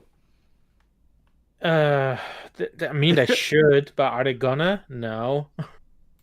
Yeah, I think there's a chance that it ends up in like the mid-year or late-year direct. I think there's a chance, but I think that maybe people like they gotta tease something new for the OS, right? Beyond what we've seen, which is almost nothing. So I don't know. Here's hoping, but yeah. Most minimal, they should just add different colors. Yeah. Yeah, I mean, I that's agree with yeah, that. you're right. I mean, I'll take anything at this point over basic white or actually, I say that, but I'll just keep it basic black if there's no proper themes. So I'm just used to dark themes now in general, like my YouTube's I keep on dark for that. So No, you're gonna use the purple theme and you're gonna like it. hey, if it's a GameCube theme, I'm there for it. So. Yeah. Oh man, chat. Is there anything else we haven't talked about? Let us know in the chat if there's anything else you want us to bring up here. I think we've covered a lot so far, but there's always more to talk about, of course. I'm really excited to find out more about Kirby Air Riders. That's the thing I'm really excited about now. Is, what is that game? But that teaser honestly showed us nothing. It showed us nothing. No. Like, I mean, to the point I'm almost a little worried that it's just gonna be 4 players again. You know, like I want it to be bigger than that. I hope it's not just 4 racers at the same time again. That's all we saw was 4. So. Yeah, they didn't show us gameplay or anything. Like, so it could even be like I'm saying this as a joke. Like, it could just be like a cooking game. Like, you have to race to like a pot or something, then you have to cook in it, and then you like race. Dude, that looks be awesome. I'm down with this. You race to a pot, you do some cooking mini game, and then you continue onward. Just give me City Trials and I'm good. Yeah, that's it. That's really it. I just want like a giant. Yeah.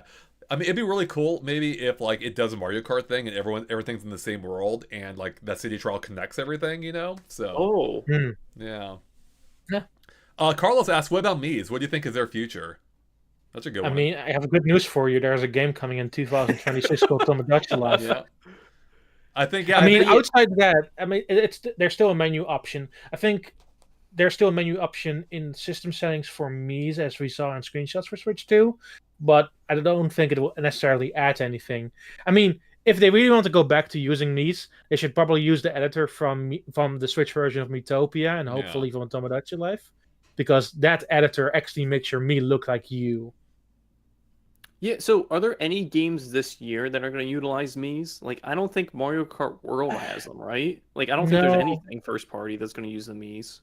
No, the only thing we know is Tomodachi Life. And that's next year, so it's like, nothing. Yeah. I think what we're seeing now with Mii's is the exact same trajectory they're going to be on. They'll pop up every now and then. There's going to be no larger focus with them on Switch 2, especially with Switch 2 using the same OS as Switch 1, basically. Yeah. I mean, I actually, here's another point. I'm a little annoyed that they're not changing the OS more, not just for the sake of change, but there are some. I want to be clear too, in case I didn't say that already. I like the Switch OS. I actually think it's probably my favorite of the 3 major platforms. I just like that simplicity, so I appreciate that. But there are some things about it that do annoy me too, like having to choose a profile every time I open a game. Like, why can't I just choose a standard profile that I use for the entire system and that you change at a profile level? Also, I hate Don and Nick how they hide all the friend stuff behind your user profile icon. It makes it feel like it's just like an option hidden somewhere when that should be a more central feature of the platform. I think there's a skip selection screen for users. That's true. Yeah, you're right. There is actually. I didn't turn it on actually specifically, but I need to switch profiles with how the Switch works sometimes. But yeah, I guess I'm thinking more if they ever introduce themes. How's that going to work? Like, is it just for the platform, or I guess. But it's likely going to be for the platform. Users on the platform. That'd just be kind of odd. It's a friendless stuff that really trips me up though. Like, I shouldn't have to click into my profile and access another screen to see the friend list. Like, they need a friendlier way, so to speak, to access that stuff, especially for game chat. Like, maybe game chat's our workaround. Like, I guess how we haven't seen how that sets up, have we, Don? Have they shown off how you set up a proper game chat group? No, they haven't shown it. I think you just used the C button to set one up, but it sounded weird. But that's what I'm wondering. Like, so you click C, what happens next? Like, does it take you? Yeah, we didn't show that. No, yeah, they didn't show that. Like, that's kind of the important thing. How do we set this up? Like, I would. By the way, they finally make the Nintendo Switch app useful. Previously known as Nintendo Switch Online app.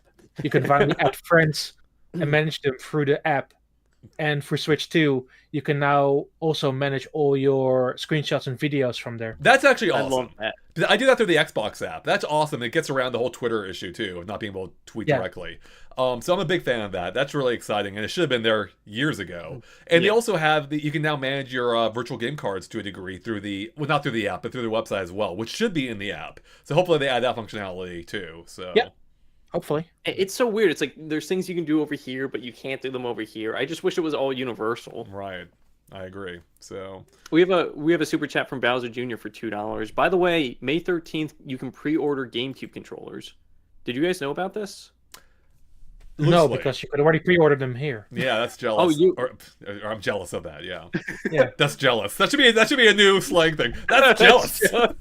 yeah. So here in Europe, you could only pre-order them on invites, similar with Switch 2.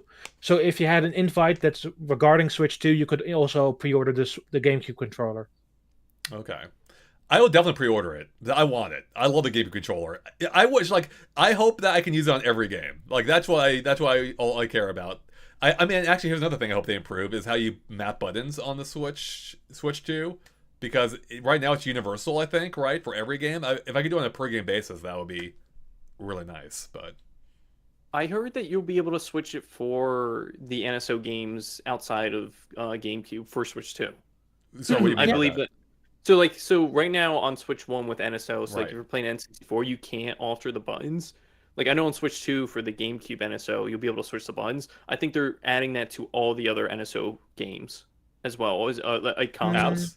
So wait, Yeah, you that's can what I remap the buttons. Like you're playing with a Pro controller, you can remap those now to what you want At within least that app. they showed for GameCube controller. So maybe you do have to have that specific controller for that console. Yeah. Maybe. But wait, that's only within the app though. Like the GameCube app, you can only remap it within that. Is that what you're saying? Or Yeah, that's what that's a showed weird so thing. But far. like, why would I want to remap those? Those are already perfectly mapped. That's the thing that's tripping me Yeah, up. Yeah. Unless, like I said, I- unless you can do it with yeah. other controllers, like a Pro controller. Right. I mean, I'm definitely going to use one of the buttons at the back for the Pro controller to use it for captures. Yeah. That's Oh, a good that's one. actually smart. That's a good idea. Because when I play games, I want to capture something. I have to move my thumb away to the capture button. Yeah. Not If here. I can do it if I can do it with GL, that's instant. That's actually a really good idea. Or hold it down for a video, right? That's great. Yes, It's yes. a really good idea. Tall Show says, finally a Waybird with Rumble. Yes, exactly. This could be the ultimate GameCube controller, except for the fact the plastic changed. I don't love the new feel of the plastic. It feels more like the Smash GameCube controllers, which were already different from the original, so I'm kind of a little annoyed by that, but yeah. Anyways. Real Sean says, are we winding down yet? I'm super late, lol. 2 hours already. Oh my god, Real Sean! We didn't tell you to stay here. I mean, we appreciate you, and we're glad you're here, but you should probably go do the things you need to do. We are winding down. We've got a few minutes left, but Nick, Yes. were you gonna say something there, Nick? Or Well, I did see. Well, I looked up the GameCube controller because I guess they have it on the Nintendo website. You can't pre-order it yet, but I didn't realize the price they have here. It's going to be $64.99, so $65. 65 for the GameCube? Worth it. Yeah. Worth every penny. That For the controller's It's my amazing. favorite controller, probably. It's so good. I played the new Pro controller. It's really good. It's no GameCube controller. No GameCube controller. I mean, I'm likely gonna get them both, but I reserve the GameCube controller because you can only get it that way. So Right. you know. Yeah. That makes sense. They should sell in stores though, especially when Smash comes out. Like, come on. Yeah, right. They do sell them in the Nintendo stores in Japan. Usually the retro controllers. That's Okay. how I got the 6-button Genesis one. Nice. Well, they should do that for the new San Francisco store they're opening here. So No, They they're should, only going to do yeah. it for Alarmo, right? Like Alarmo Okay. was exclusive to NSO members, and they're like, oh, no, it's going to be in stores now. yeah, probably. Yeah. Let's see. Real Sean followed up says, no, it's cool. I just got here. It doesn't matter how long. LOL. All right, great. I guess. Do you guys have any final thoughts though before we close it down? Sure. I mean, go I'm now. pretty excited for Switch 2 overall, especially after the experience event being there and just walking around and seeing what everybody is doing, how the games are running and what it's Yeah. offering. I mean, would I expect a little bit more or differentiating factors when it comes to a first party perspective? Kind of. Yeah. But overall, I'm not complaining about the few months we're getting soon starting launch. How about you, Nick? Yeah, I'm super excited for it because I'm so excited that the transition is going to be so smoothless. It seems like not only just the new update that they added for Switch 1 save data and everything to Switch 2, because I'm still going to have my Switch 1. I'm just going to do it in person. But on top of that, like the controllers, like I don't think I'm buying too many accessories, so I'm still going to be using like my Switch 1 Pro controllers and Joy-Cons on my Switch 2. By the way, we didn't touch on that. That actually is awesome. I'm actually shocked Yeah. Nintendo's doing that because they Yeah. love charging for more accessories. The only slight downside is it can't turn on your system with it, which is stupid, and they're probably doing it just Yeah. to annoy us. Yeah. That side, though, I'm so glad because my Pro controllers still work great. I wish my Joy Cons worked great still, but yeah, that's actually awesome, and I actually applaud Nintendo for that. But that's gonna save a lot of people a lot of money. The fact that we can instantly play Mario Kart with friends locally without having to need to buy a whole bunch of new controllers. Yeah, and they could have gone the PlayStation route, where PlayStation, it's like, oh, you can use your DualSense 4 on the PS5, but you can only use it for PS4 games. That's I'm just so like, lame. what? That It's makes the no lamest sense. thing in the world. Exactly. So I actually applaud Nintendo for doing that. Because as Carlos says in the chat, my final thoughts are this is really exciting, but man, is this expensive. Yeah, I think my pre-order alone is I think in the $700 range, maybe even higher. Because I included the camera and a camera and what else did I add? Did I add a Pro Controller? I can't remember. I may have. So what you're saying is that we're doing a game chat on day one. Let's go. Yeah, I know we're doing it. So, Yeah. I want to end real quick. What game are you, Nick? Do you have more than a couple minutes, or do you have to wrap up? Yeah, no, I still have time. Yeah, I'm Okay, good. cool. I want to wrap up by just teasing the future here. Like, what game are you most excited for? If we haven't, at least one that we haven't talked about already, to see on Switch 2. Like, they'll probably come to the system. Like, what are you most excited for to be announced down the line? Nick, you got something already. Well, I thought of something as we were talking about game chat and stuff and using the camera. My game, they haven't announced it, and next year's going to be the 10-year anniversary of it not existing. I got to go with Star Fox. And I just thought of, with the camera, imagine seeing people's, like, icons pop up. Like, if I'm playing with you guys, and, like, a chat comes up, and it's just, like, how Star Fox does it at the bottom of the that'd be screen. amazing. Can you imagine that? That'd be so good. Yeah, like, so Star Fox is the one game I hope happens next year. You know what I want them to do? I want them to use it like we don't hear your voice. It does a text-to-speech thing and it writes it out while using the classic Star Fox chatter. That'd be amazing. Don, how about you? What game do you want? And of course, Nick too. Like they could add like online, right? I mean, that would be online, like a whole multiplayer thing. So that could be really fun. I think Star Fox will come back this generation. I think so too. Especially, I saw online somewhere people were like pointing out like, oh, GameCube they were there, Wii they weren't, Wii U they were there, Switch they weren't, Switch 2 they'll probably be there. I know Nintendo's weird about patterns and stuff. I mean, like I hope that's the case. Yeah. So I already said WarioWare, so I'm not going to repeat that. I think Fire Emblem with mouse controls would be really fun. Yeah. Oh wow, That's I didn't even think about that. Yeah. Do you think it will get a Switch 2 edition, or will they hold off for a new Fire Emblem? Hard to say, really. Yeah. Like, I would prefer to have one on Switch 2 because of all the benefits it comes with it, but I would take a Switch 2 edition for sure. Yeah. Wait, are you saying like Switch 2 editions of like Engage or Three Houses? Like, can you see as well? Or like a new one that comes to Switch 1 that has a Switch 2 edition. Well, I'm fine with either or, but it would be cool to play around with that stuff. Real quick, Andre, go ahead. No, I'm sorry. Go ahead. I was going to say continue what we were saying, but go with the comment first. Oh yeah, Wisdom's Prince was asking, can you put a Switch in the Switch 2 dock? I don't think they've said, right? But I'm sure I would think you probably could. No, because it has a different voltage outage. But they could adjust it though. So you don't think they're doing that? You don't think it's not compatible? No, I don't think it's compatible. No. Oh wow. Oh, they said no. Says Electric Video Gamer. That's okay. That's actually a little annoying. I wish they figured that out. That's too bad. You know what I find weird, that they're doing the charging cable and what is it, the one that you put in the socket? I forget the English name for it. The power outlets. They're separate because it's a cable, and then you can put the cable in the power outlet and then put it in the outlet there. Oh wait, really? Yeah. Oh, did they show that off in Nintendo today or something? No, it's in what everything is what is included in the box. It's the part that plugs into the wall is separate from the cable. Wow. Here's a funny one. Scott Dracula says, would a Switch 2 fit in a toaster? Scott, how about you try that and you let us know? I'm kidding, Scott, don't try that. Please don't try that. No one try putting their Switch 2 in a toaster.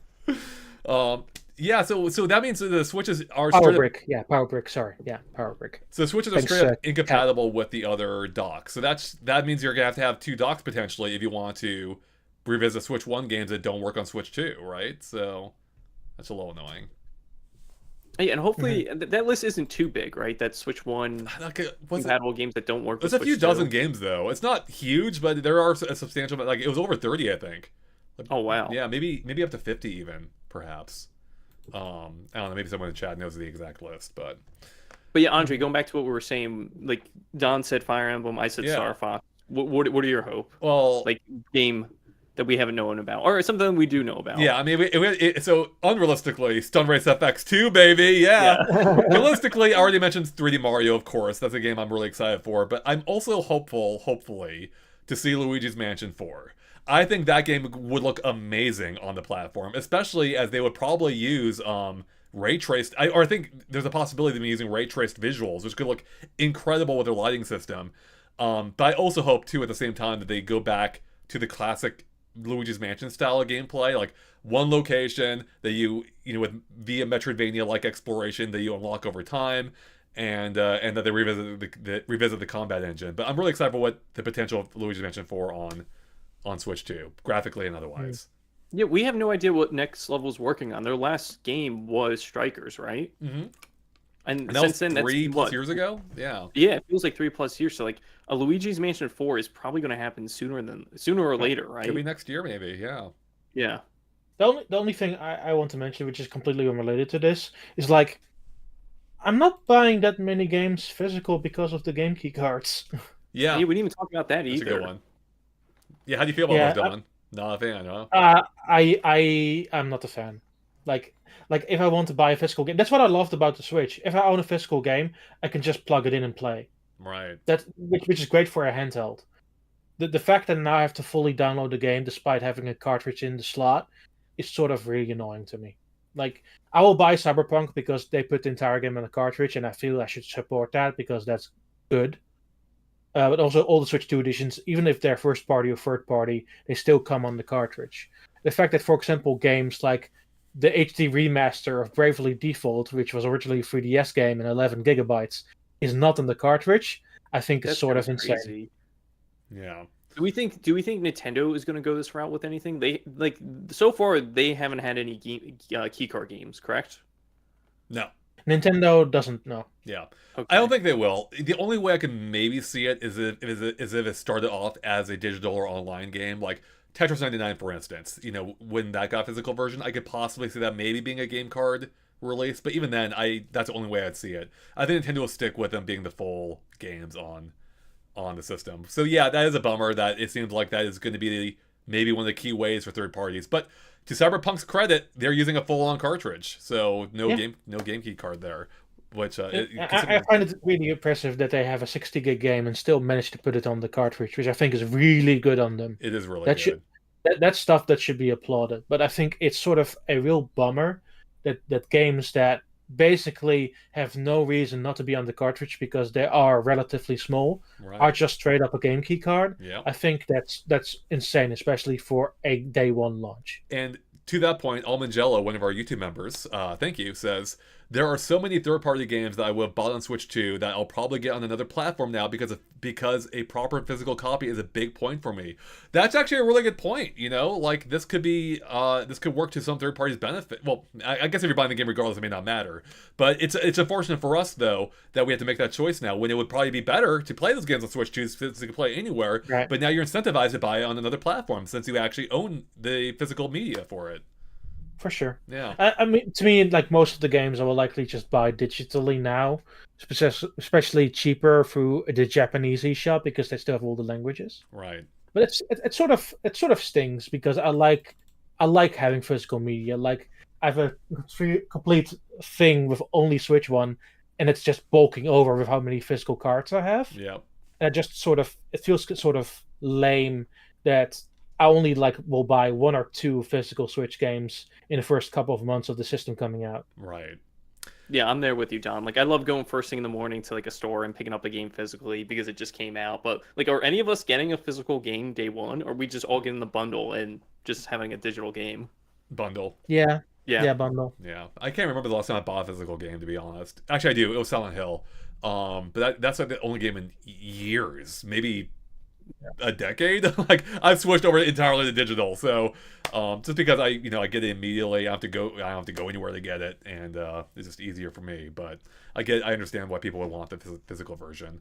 Real quick, a super chat from Bowser Jr. Thank you again, Bowser Jr. says, thanks to all my trade-ins, my Switch 2 cost about $35. By the way, in Nice. America, May 8th to 12th, you can get GameCube controller if ordered console from Nintendo. After that, anyone can get it with no invite. Okay, that's good to know. Oh. I didn't even know that. So Well, thanks for the heads up there.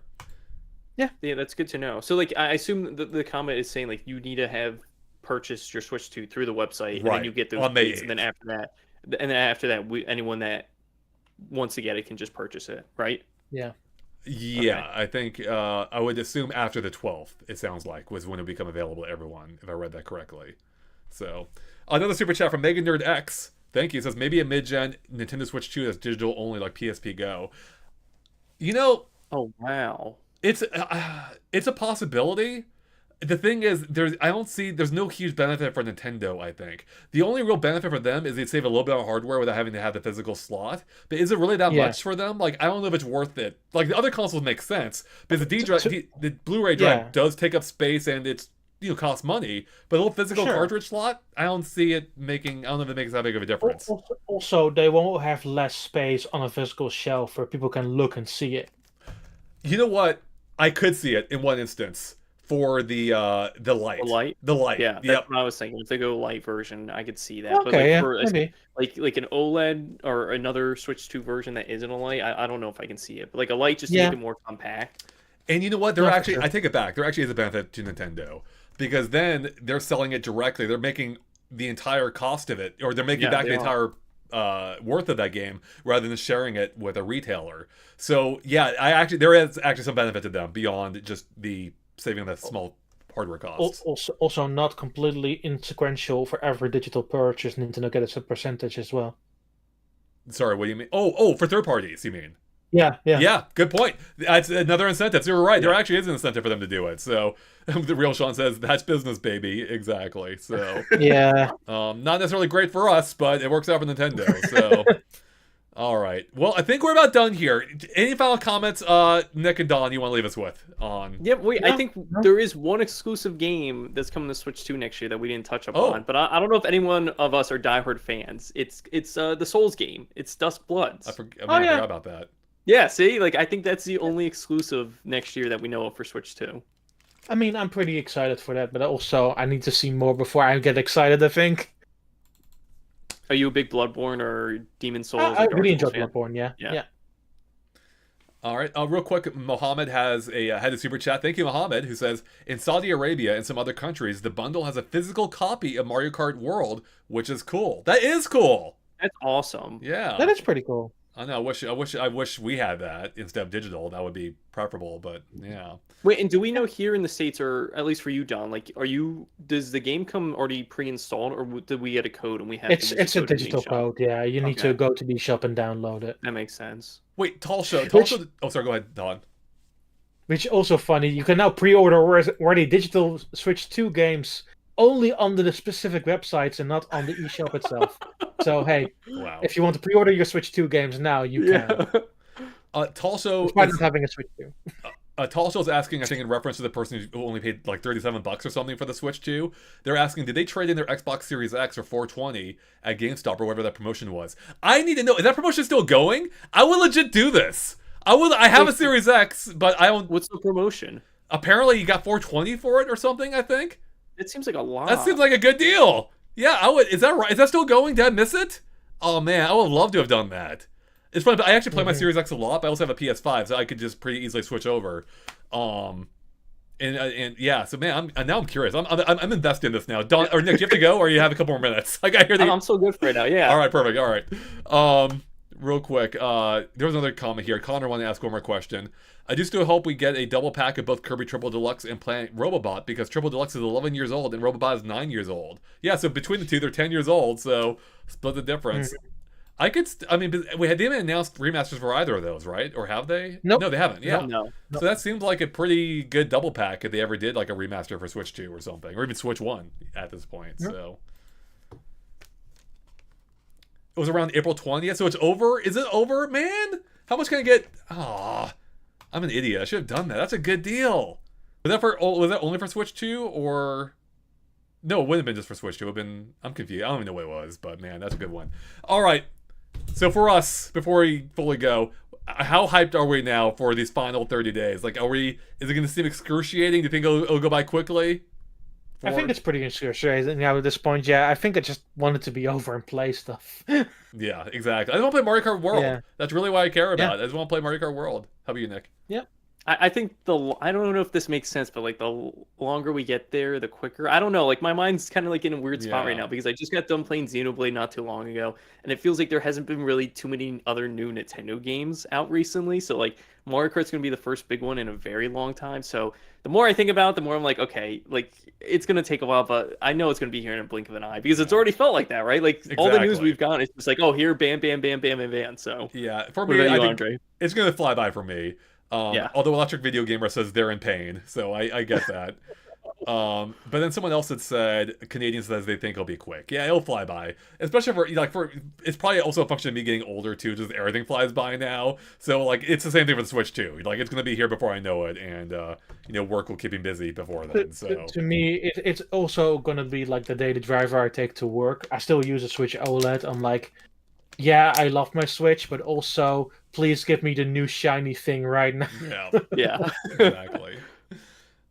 Electric Video Gamer says they want to play Expedition 33. Is that coming to Switch too? Have they announced that? I don't think they No. confirmed it. You've played Andre, right? Do you think it could handle the Switch 2 can handle it? I mean, I'm not the best expert on this. I mean, I'm sure it can Yeah. handle in some form based on what I saw. Like, but I only played an hour, so maybe it totally changes, and that's probably all I'm gonna play. It didn't quite sell me on in that hour. I'm not a huge JRPG guy, so Yeah. that's mostly why. But oh, it's something. Yeah, actually, Luzian brings up a comment someone else had brought up earlier. I wanted to mention. Maybe it was them. They say the servers are going to blow up with Mario Kart World. I hope not. That is a concern. Oh, man. Like, I want to play online. I honestly don't really care about single player. I just want to play online. And if I can't get a knockout tour immediately, I'm going to be very disappointed. So It is going to be hectic the first day. yeah, very hectic. Whew. All right, I think we've covered everything here, chat. We've gone on for almost 2.5 hours now. I think we wrap it up. But chat, thank you so much for hanging out with us as we discuss the Switch 2 hype for the next 30 days. It's gonna be a lot of fun. I know all three of us can't wait at this point, and it's gonna be a blast playing it with all of you too online in those hectic 24-player races around Knockout Tour. I can't wait. But chat, or Nick and Don, where can people follow you at? Don, if people want to hear more from you, where can they go to find you at? You can find me at Nintendan, and it's NANTNDAAN. All right, how about you, Nick? Yeah, you can find me here on GameXplain, also on my personal channel. That's Steftendo, STEFTNDO. All right, awesome. Definitely check both of them out. Nick just passed 6,000 subscribers recently. Hopefully still climbing. Let's make sure he stays that way. Bowser Jr. with one final super chat. Thank you, Bowser Jr. They're following up on the comment of buying a Switch 2 for $37. They said no, they traded in their Xbox One X, new 3DS XL, 3DS games, a few Switch games, and going to trade in current Switch after transfer all data to a server. All right, well that's awesome. You got figured out. That's you got a good deal on that. So I think I don't know. I don't know. I didn't math it out. I don't know what that's actually worth, but in any case, a Switch for $37. That's pretty good. All right, everyone. Thanks for hanging out with us. It's been a lot of fun, and we'll see you more for more Switch 2 videos soon enough because we have a lot more to say, I'm sure, over the coming weeks and once it comes out. So have a good one, everyone. Click subscribe if you haven't already, and we'll catch you later. Bye, everyone.